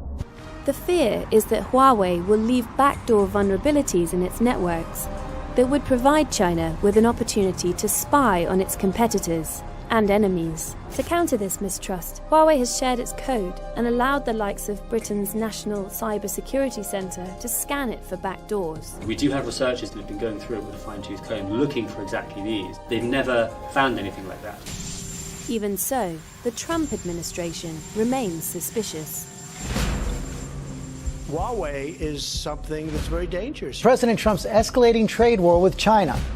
So if there's no solid security threat, why is America making an enemy out of Huawei? We cannot allow any other country to outcompete the United States in this powerful industry of the future.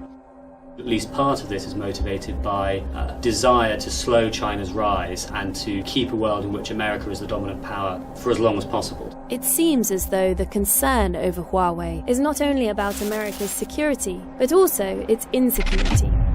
And it's causing collateral damage at home as well as abroad. In May 2019, the Trump administration issued an executive order which not only forbade American companies from supplying Huawei with components, but restricted domestic networks from using its equipment. And there's another uncomfortable truth that America can't ignore. Smartphone technology relies on a truly global supply chain. Take an average smartphone. Some contain components from more than 200 international suppliers. Screens might be made by Samsung in South Korea. The camera lens engineered in Germany. The chip could be designed by a California-based company and manufactured in Taiwan. The battery could come from Japan, and the audio chip from China. But increasingly, hostility and lack of trust threaten to fracture these supply chains. America's concerns about Huawei are understandable, but the risks can be managed by limiting the use of Huawei equipment to less sensitive parts of 5G networks. That way, it is possible to benefit from the low cost of Huawei's equipment while minimizing security concerns. You know, when we start talking about withdrawing and only doing business with companies that are really close allies or companies that are in the United States, that damages the global economy and the way that we function as a world. Billions of people around the world have benefited from increased connectivity, made possible by global standards and global supply chains. But if political mistrust divides the telecoms industry into rival camps, everybody stands to lose. Why do you let us hurt one another just for the dollar? Did you lose your heart in the darkness deep in your pocket? Tell me, is the pain that you're causing worth what you profit? Over 68 countries went with Huawei for 5G development, despite U.S. warnings of national security risks. What does that mean? If Beijing succeeds in the strategy that it is implementing now everywhere else, 10 years from now, there won't be anywhere else to go. The U.S. is struggling to go 5G itself. What happened? They took $85 billion and they bought Time Warner.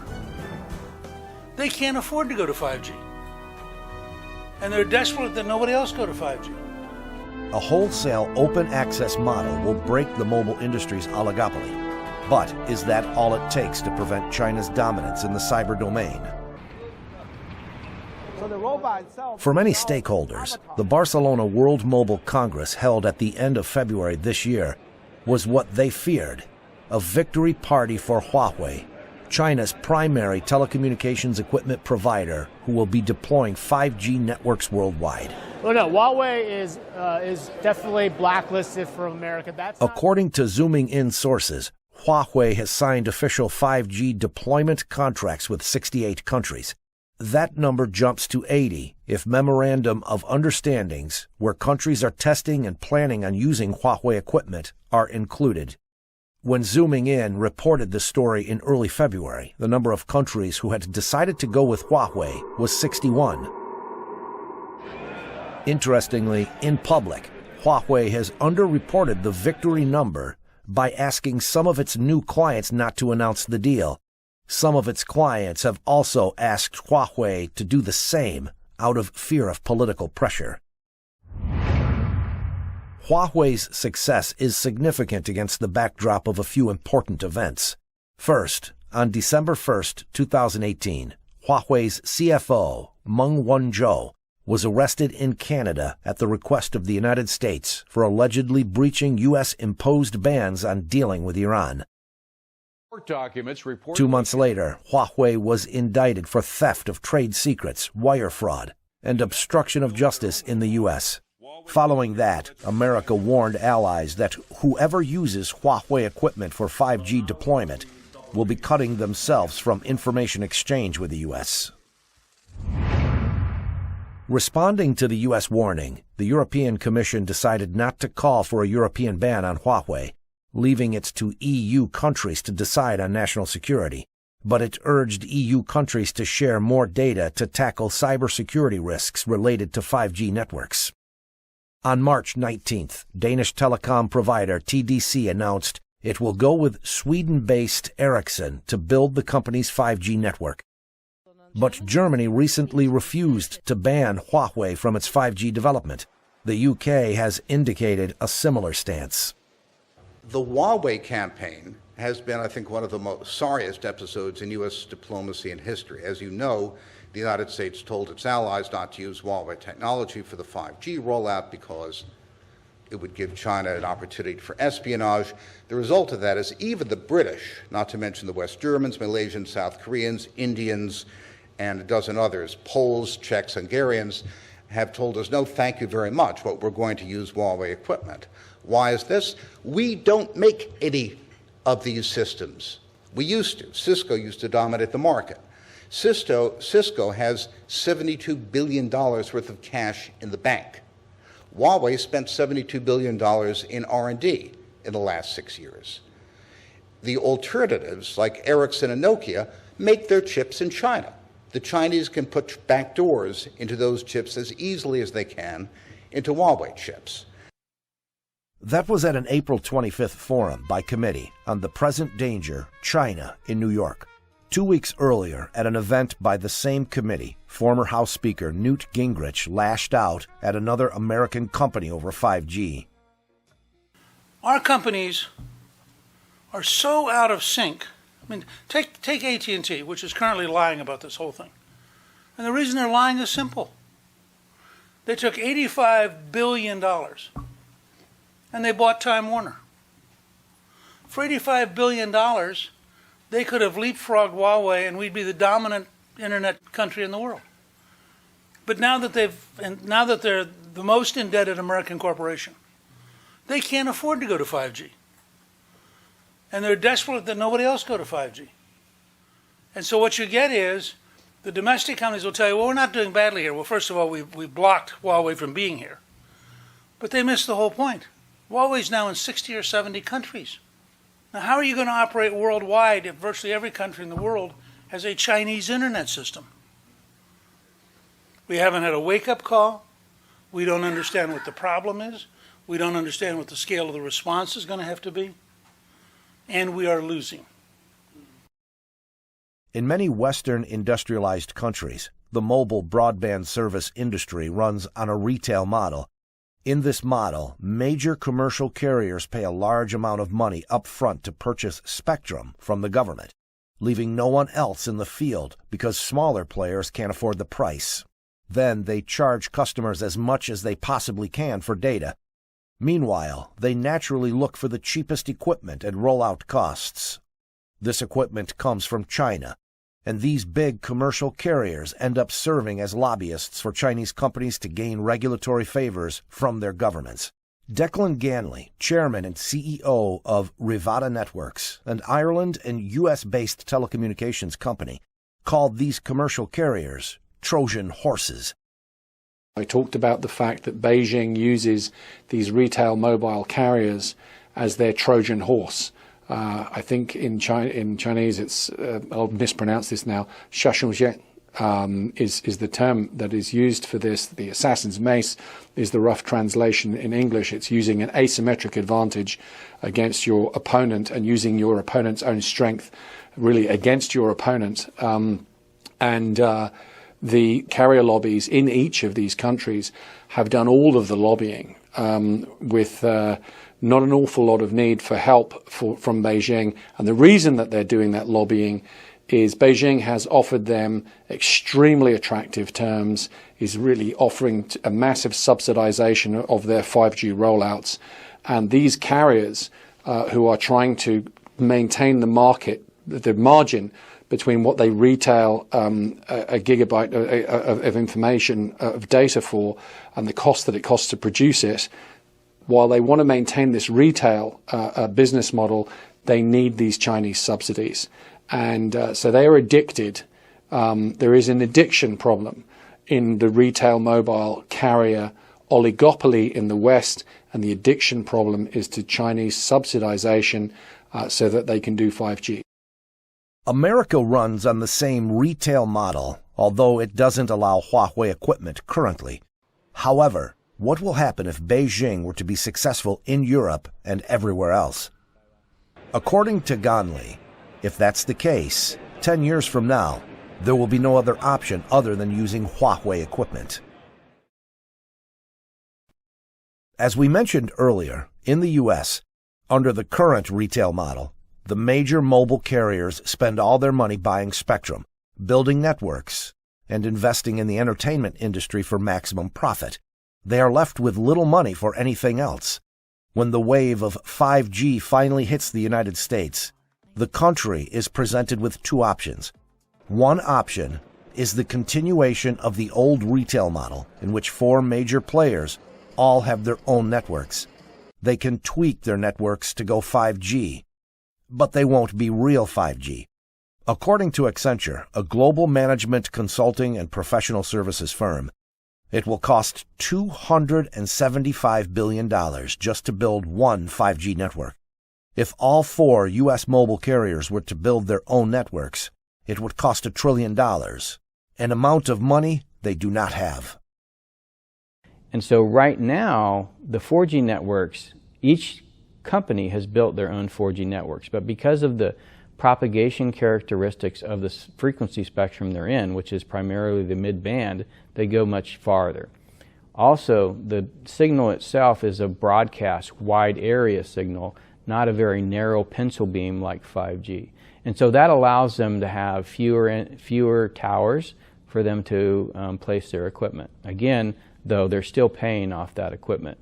Look at the debt load that AT&T has. They're at about $180 billion in debt. They don't have the money to make these investments. And Huawei supposedly has some of the best technology. At least that's what some of the telecom operators say. So if they're the only ones that are investing in new technology and advances in 5G, and none of the other equipment manufacturers have any ability to do that, then how does that put us in a better position 10 years from now when we're looking at the next iteration of infrastructure? It puts us in a worse position because then all we have is Huawei.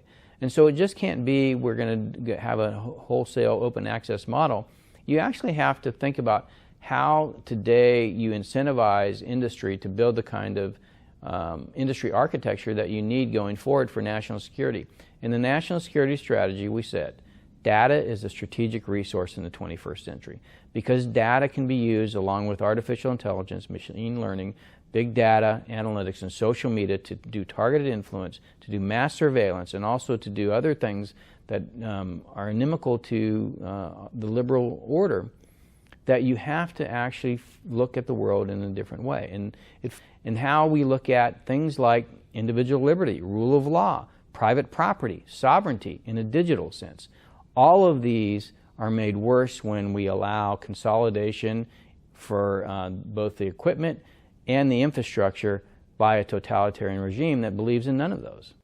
So eventually it should be the government who makes the decision to keep Huawei out, not the free market. It is absolutely a government decision because it's talking about our freedoms going forward. What kind of country do we want to live in?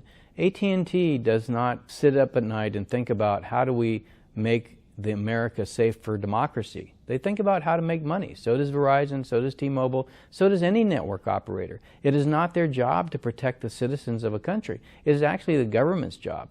And so in this case, the government is doing a very poor job of actually looking at how do we protect data that's a strategic resource so that your data and my data and industry's data and government's data all maintains along with the owner. That's something that certainly government needs to be involved with.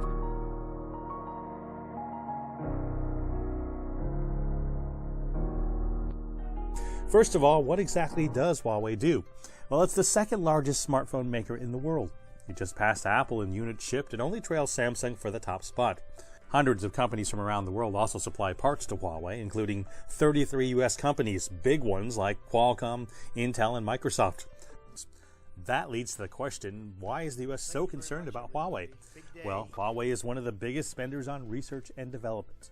$13.2 billion in 2017, and likely even more when the numbers come in for 2018. Analysts say it's by far the leader in 5G network technology, with some saying it's even a year ahead of the competition. A Huawei executive has quipped that a 5G network without Huawei is like the English Premier League without Manchester United. Huawei is in a prime position to snatch the lion's share of the 5G market, which in 5 years could be worth $123 billion. The U.S. has been pressuring its allies to exclude Huawei from their 5G networks. Australia and New Zealand have done exactly that, while countries like the UK and Germany have so far resisted, saying they can minimize any risk. But without firm evidence that Huawei has used network equipment for spying, some believe stalling the company's expansion into Western markets is just a way to help competitors catch up, to break Huawei's stronghold on the markets. But Huawei counters that countries choosing to go without their advanced technology will be the ones left behind in the... 5G is the fifth generation of mobile internet, delivering speeds that are much faster than the current 4G. It will mean that a 2-hour HD movie that currently takes 7 minutes to download could be downloaded in 6 seconds. Yes, 6 seconds.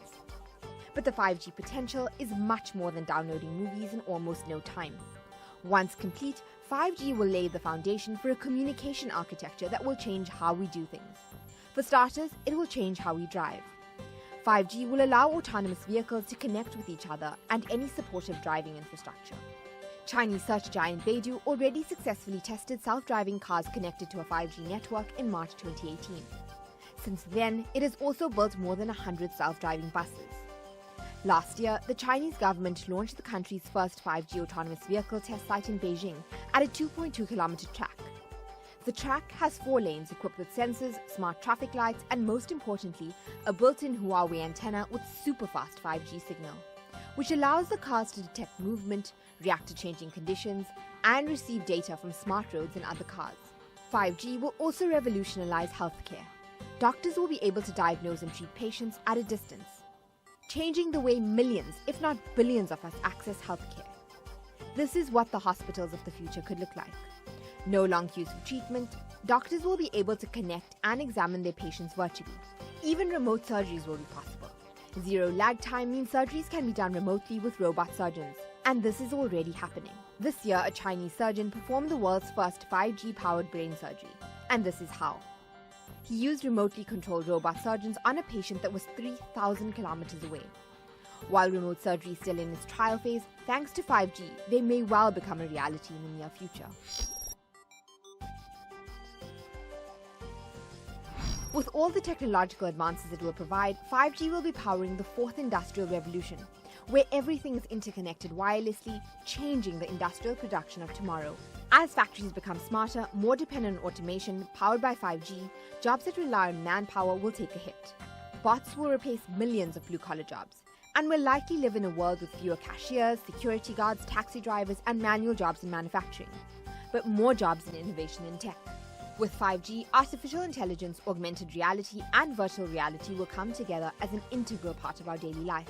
Advanced industries like telecommunications, biotechnology, and artificial intelligence will make multi-billion-dollar profits thanks to 5G. So whoever's leading the way with 5G technology will be primed to lead the future global economy. And China is best placed as it has done the most to develop an infrastructure for commercializing 5G. Huawei claims that they are months ahead of other 5G manufacturers. They're already helping countries like Russia build their own 5G. And Americans are not happy about it. The US has been at the forefront of almost all telecommunication innovations in the last century. This leadership has provided the US economy with billions of dollars. Currently, the wireless industry supports more than 4.7 billion jobs and contributes roughly $47 billion annually to the US economy. A study by Qualcomm on the benefit of 5G said that it will generate up to $3.5 trillion in revenue in 2035 and create 22 million jobs. So losing the 5G race will mean losing billions of dollars and millions of jobs to China.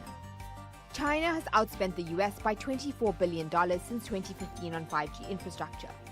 It has 350,000 mobile towers which support 5G sites. The US has only 30,000. And although China has received a big blow after top US corporations like Google and Qualcomm blacklisted Huawei over espionage claims, Huawei is still determined to be a leading global 5G provider. So, regardless of whether the real concern over China acquiring 5G is a result of fear of espionage or dominating the global economy, the country that wins the 5G race will impact global power. Is the US position at the head of the table under threat?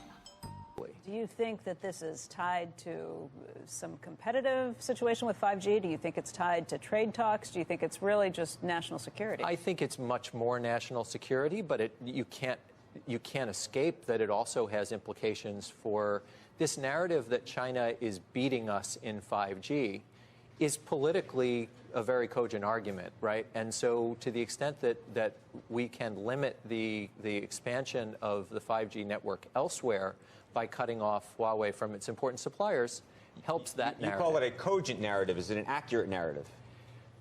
I've never quite understood this argument about we're in a race with another country over their 5G network.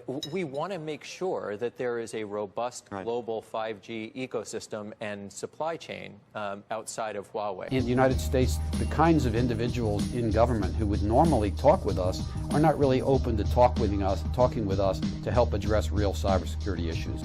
Experts say that leaves Huawei between a rock and a hard place. It is suspect but not able to prove its innocence. And that has reinforced the idea that the US is persecuting Huawei not just because of security issues, but as a way to maintain its supremacy in technology. In fact, similar cases have happened before. Consider Alstom, the French industrial conglomerate. The US Justice Department in 2010 used an extraterritorial law to investigate the company for alleged corruption. Alstom's energy business was later acquired by America's GE, despite competing bids from Germany and Japan. Some analysts suspected that the investigation might have influenced the acquisition. Former Alstom executive Frederick Perucci, who was arrested by the US in 2013 and sent to jail, later called the episode politically sensitive deal-making and underground economic warfare. Europe needs to react, China needs to react, otherwise we are going to live in a world basically where the United States decide who should trade with whom. We cannot allow any other country to outcompete the United States in this powerful industry of the future.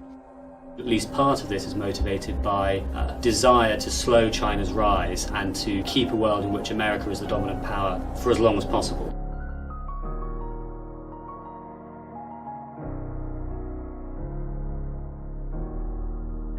Since the Brexit vote and Donald Trump's election as US president, we've heard a lot, including from PS commentators, about the impending collapse of the liberal world order. But what does that actually mean? For starters, it means going back to World War II. At the war's start, it became clear to many that only new regional and global institutions could prevent the international system from collapsing frequently into violent conflict. Writing after the fall of France in 1940, Arthur Koestler insisted that Europe needed a new banner to replace the swastika. The only one that would do, he said, were the stars and stripes of the European Union. In 1944, delegates from the 44 Allied countries met in Bretton Woods, New Hampshire, to create a new economic framework, establishing the International Bank for Reconstruction and Development, aka the World Bank, and the International Monetary Fund. More broadly, they laid the groundwork for a new kind of internationalism based on economic openness and agreed rules, which was embodied in institutions like the United Nations, which was established the following year. For more than 7 decades, this institutional framework, promoted and guaranteed primarily by the US, has prevented the recurrence of global conflict, enabled Europe's post-war prosperity, and facilitated rapid advances in technology, development, and poverty reduction worldwide. But now the framework's in jeopardy.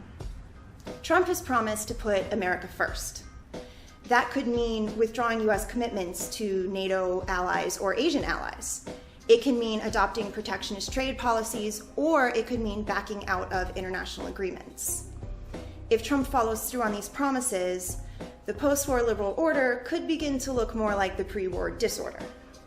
It may seem solid, but the post-war international order has always been a fragile creation, and its importance is likely to become most clearly apparent only after it's gone. Everything is changing, everywhere, and it's changing faster and faster. It's hard to keep up, and it's hard to see where it's going.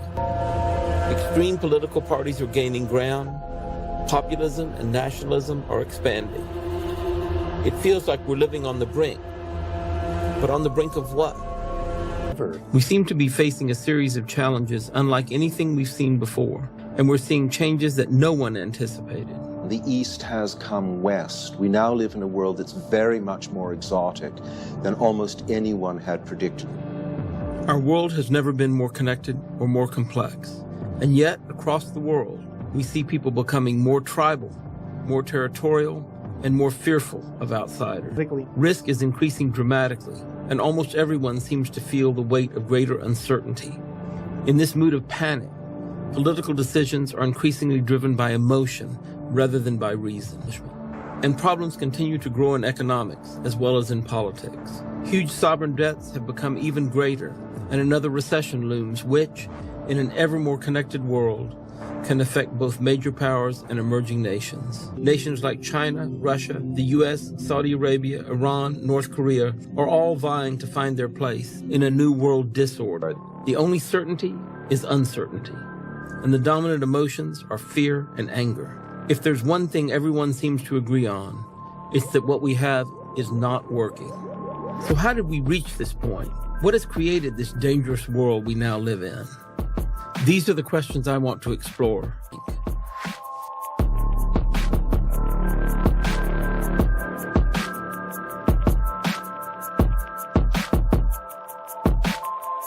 To understand where we are, we first need to know where we came from. And to do that, we need to go back over 350 years to 1648 and the end of the 30 Years' War with the birth of the Westphalian Order, a system few have heard about, yet one that still dominates so much of who we are and what we do today. It is the basis for the world in which we have lived since roughly the 17th century. If you ask me why do we have the nation-state system, it's because of the wars of religion in Europe. By the end of the 30 Years' War in Europe in 1648, about a third of the population of Europe had been killed or died of disease as a result of the wars of religion. So something had to be done to put an end to these internecine conflicts. This, of course, was a result of the Protestant Reformation. Today, we look at the Shia-Sunni split in the Middle East, and a lot of people draw the direct analogy with the Reformation in Europe, that you've got this unresolvable conflict, between two religious groups. Well, the way the Europeans solved this was this quis regio jus religio, which is the Latin term. Each prince is going to be able to decide, what the relationship will be between the church and the state and religion and politics in his or her territorial unit, which would, of course, become the nation state. This was the order. And in a way, it was a cynical order because you had created states that were supposed to be, where their territory was supposed to be inviolable. And, you were not supposed to interfere in the internal affairs of another state. That was supposed to be off limits. And you let those states and those leaders sort out their own problems and bring peace and stability to their society. So this, is what the Westphalian system was about. It was about bringing peace and order to societies that were riven with ideological and religious conflict.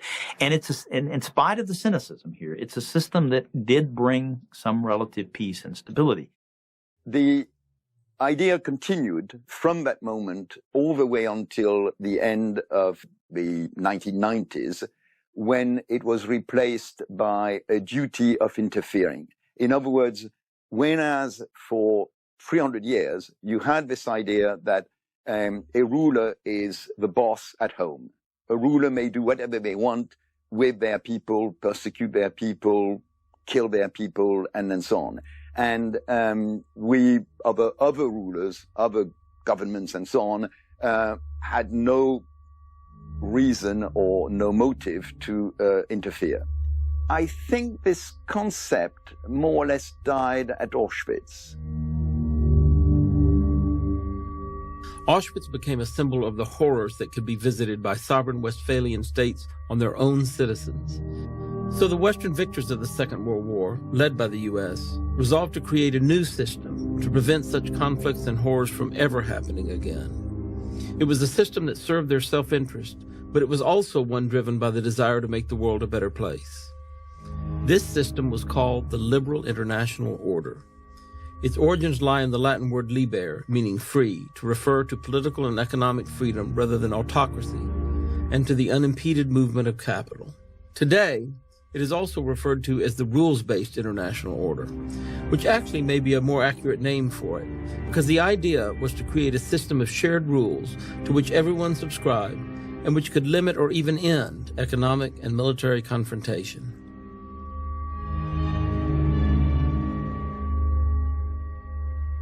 People love to hate on the UN about its ability to create change. Though even the organization's fiercest critics admit it has done a lot of good around the world, the UN has also been accused of being complicit in corruption, tangled in bureaucracy, and increasingly reactive rather than proactive in addressing the world's crises. It's also been accused of failing to act to prevent genocides in places including Rwanda in 1994, Bosnia in 1995, and Darfur, Sudan in the early 2000s. Some have even called the organization totally powerless. But there are certain countries in the UN that get to exercise real power. We're talking about the UN Security Council's permanent 5 members, or P5. They all have what's known as the right to veto.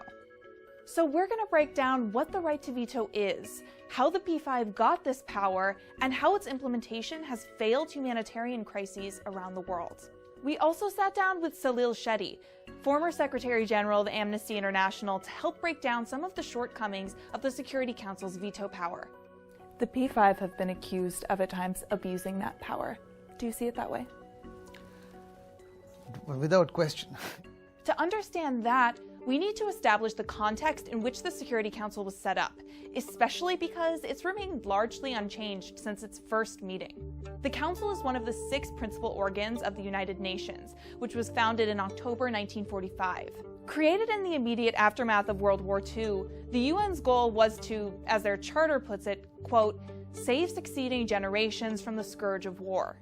The US, UK, and then Soviet Union, the 3 major Allied powers, were victors of World War II, and they were ready to establish their status and power in the form of an elite council. Former US President Franklin Roosevelt lobbied for China's inclusion as a permanent member of the council, and then British Prime Minister Winston Churchill did the same for France.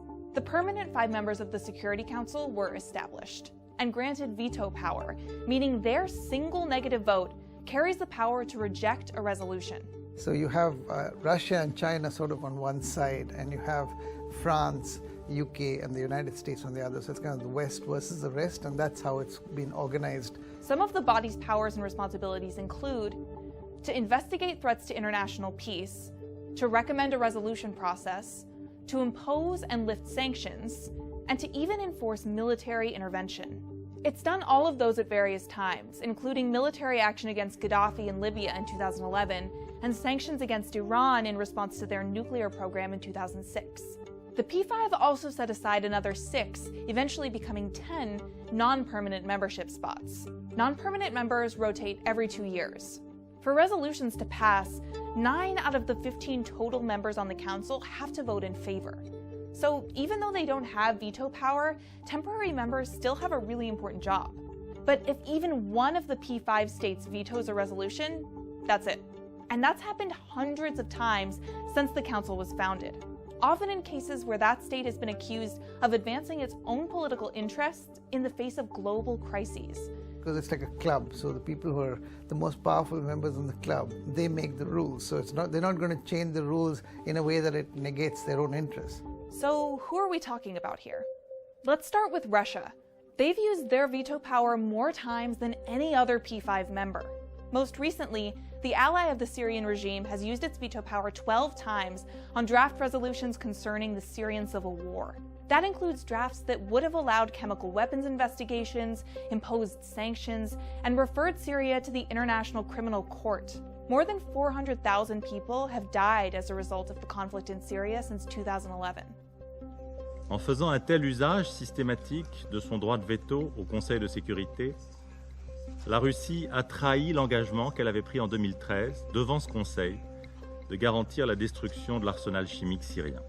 So the kind of underlying issue is, that every country in the Security Council is there in order to protect human interests, the interest of humanity as a whole, but they tend to protect their own national interests. So the humanitarian or the human consequence of these big powers playing politics is what we see in Syria. Russia has similarly exercised its veto power to protect its interests around Ukraine and Crimea. But Russia isn't alone in using the veto power in accordance with its national interests. China has vetoed several measures that lended legitimacy to Taiwan's independence, which China doesn't recognize. Meanwhile, the US has voted down dozens of resolutions related to its support for Israel, including those that would have condemned Israeli settlements as illegal, called on Israel to completely withdraw from Palestinian territories, and requested investigations into mass killings of Palestinian protesters along the Gaza border. It also cast the single opposing vote against 14 affirmative votes on a resolution calling on the US to withdraw its embassy in Jerusalem. One party cannot continue to monopolize the peace process, especially not one that acts with bias in favor of the occupying power at the expense of the law and the rights of the occupied people. Even the threat of a veto is enough to keep resolutions off the table altogether, as has been the case with the mass killings of the Rohingya Muslims in Myanmar. China, a major trade partner of Myanmar, is expected to veto any related resolutions. So what's been proposed for the future of the veto? Some countries, including P5 members France and the UK, have supported the concept of voluntary restraint. That basically means the P5 would have a responsibility not to use their veto power in situations where mass atrocities are being committed, like Syria, for example. This proposal has gained steam in recent years, with major human rights groups calling on the Security Council to adopt the measure. But some say the veto is necessary to act as a check and balance on foreign intervention, and others say it might be hard to agree on the definition of what constitutes a mass atrocity. Another proposed remedy, rather than restrict the P5's power, expand its membership. Some argue the glaring lack of permanent representation from regions like Africa, Latin America, the Middle East, and Asia is part of the problem, and that expanding the P5 to those regions would benefit the Council. India, Brazil, Germany, and Japan are among the popular contenders. Collectively, they formed a group known as the G4 to strengthen their chances of permanent membership status on the Council. Big challenge the UN faces is how do you make sure that if you start by saying we the people, where are the people's voices in the decision making? And while some permanent members, like France and the UK, are more open to expansion, Russia, China, and the US have been more cautious or directly opposed. It would take a whole lot of support to modify the UN Charter and to get all P5 members to agree at the same time to restrict their own power. But it still remains to be seen whether the Security Council will make the necessary reforms to balance power among its members and adequately address global humanitarian crises that are falling through the cracks.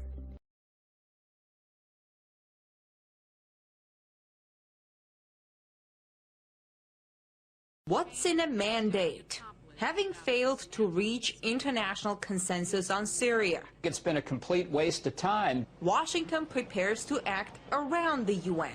For the time being, the administration firmly rules out any form of U.S. military intervention in Syria. But the Pentagon is busy laying out an attack strategy on Syria, just in case, should the president call for action.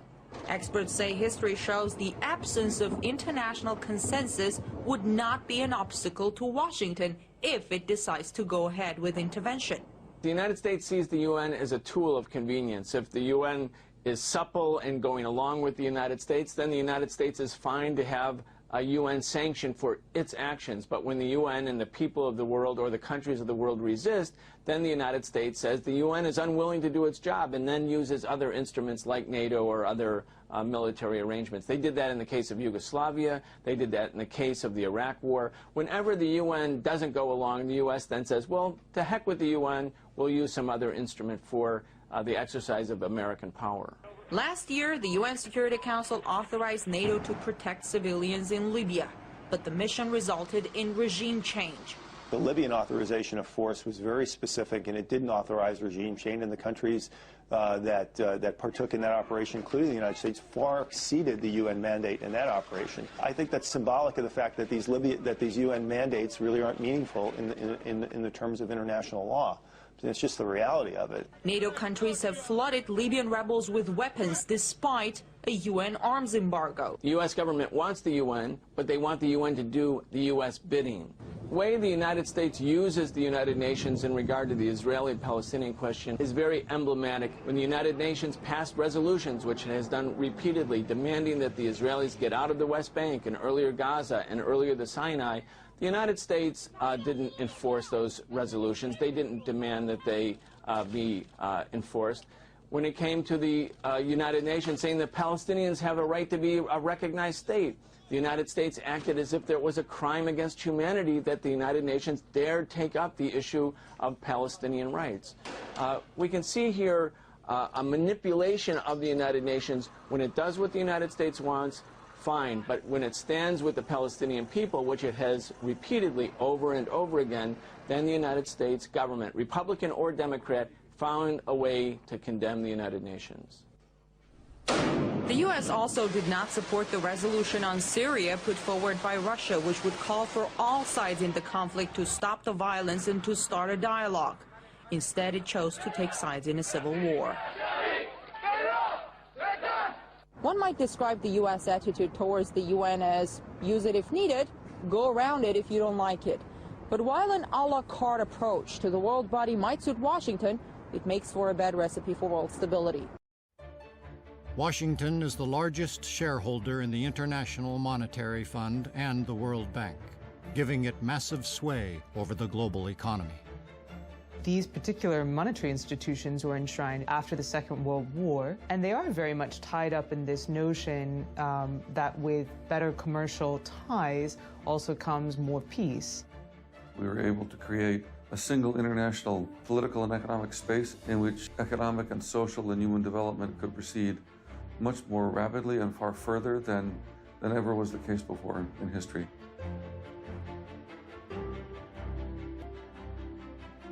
To some, the collapse of the Soviet Union in 1991 represented the end of history, the moment when the American democratic system would become the prevailing political and economic order in perpetuity. There was this view when the Cold War ended that we were at the end of history, and the end of history was a path towards liberal economies and democracies. And there was a huge explosion of democracy across the globe. The end of history is a phrase that was coined by Francis Fukuyama, essentially to mean that up until 1989 and the end of the Cold War, history was dominated by a series of ideological struggles. What is often forgotten, though, is that Fukuyama himself was signaling in that idea of the end of history that there would be a problem, or there might be a risk. And the risk would be that liberalism did best when it had a rival. Without a rival, liberalism ran the risk of becoming intellectually flabby, lazy. Now, that liberal order is showing signs of strain on a number of fronts. China has emerged on the world stage with its own model, eager to extend its influence. And Russia has grown increasingly assertive in the use of its military power. Clearly, the international liberal order that was ushered in by Europe and the United States in the post-World War II period is in a crisis mode and is certainly under attack. And countries like Russia and China, but also others, see this as an opportunity to carve out a place for themselves. The Pax Americana is definitely showing signs of strain. You can see it in Russia's invasion of Crimea. You can see it in the world's struggle to respond to transnational problems like climate change and cyber theft. The shifting political dynamic has prompted many to wonder if Pax Americana is on the wane. The West isn't done yet. The West is still in this fight. But clearly, there are trends and shifts in the international system that are no longer going to be centered around Western hegemony. We've seen a great reordering of global power. The biggest story of our time has been the rise of China, certainly as an economic and military power. But there's still no question that in the modern world today, the United States is still the strongest economy, strongest military, most influential country politically. It's been a while since I felt this way about someone I really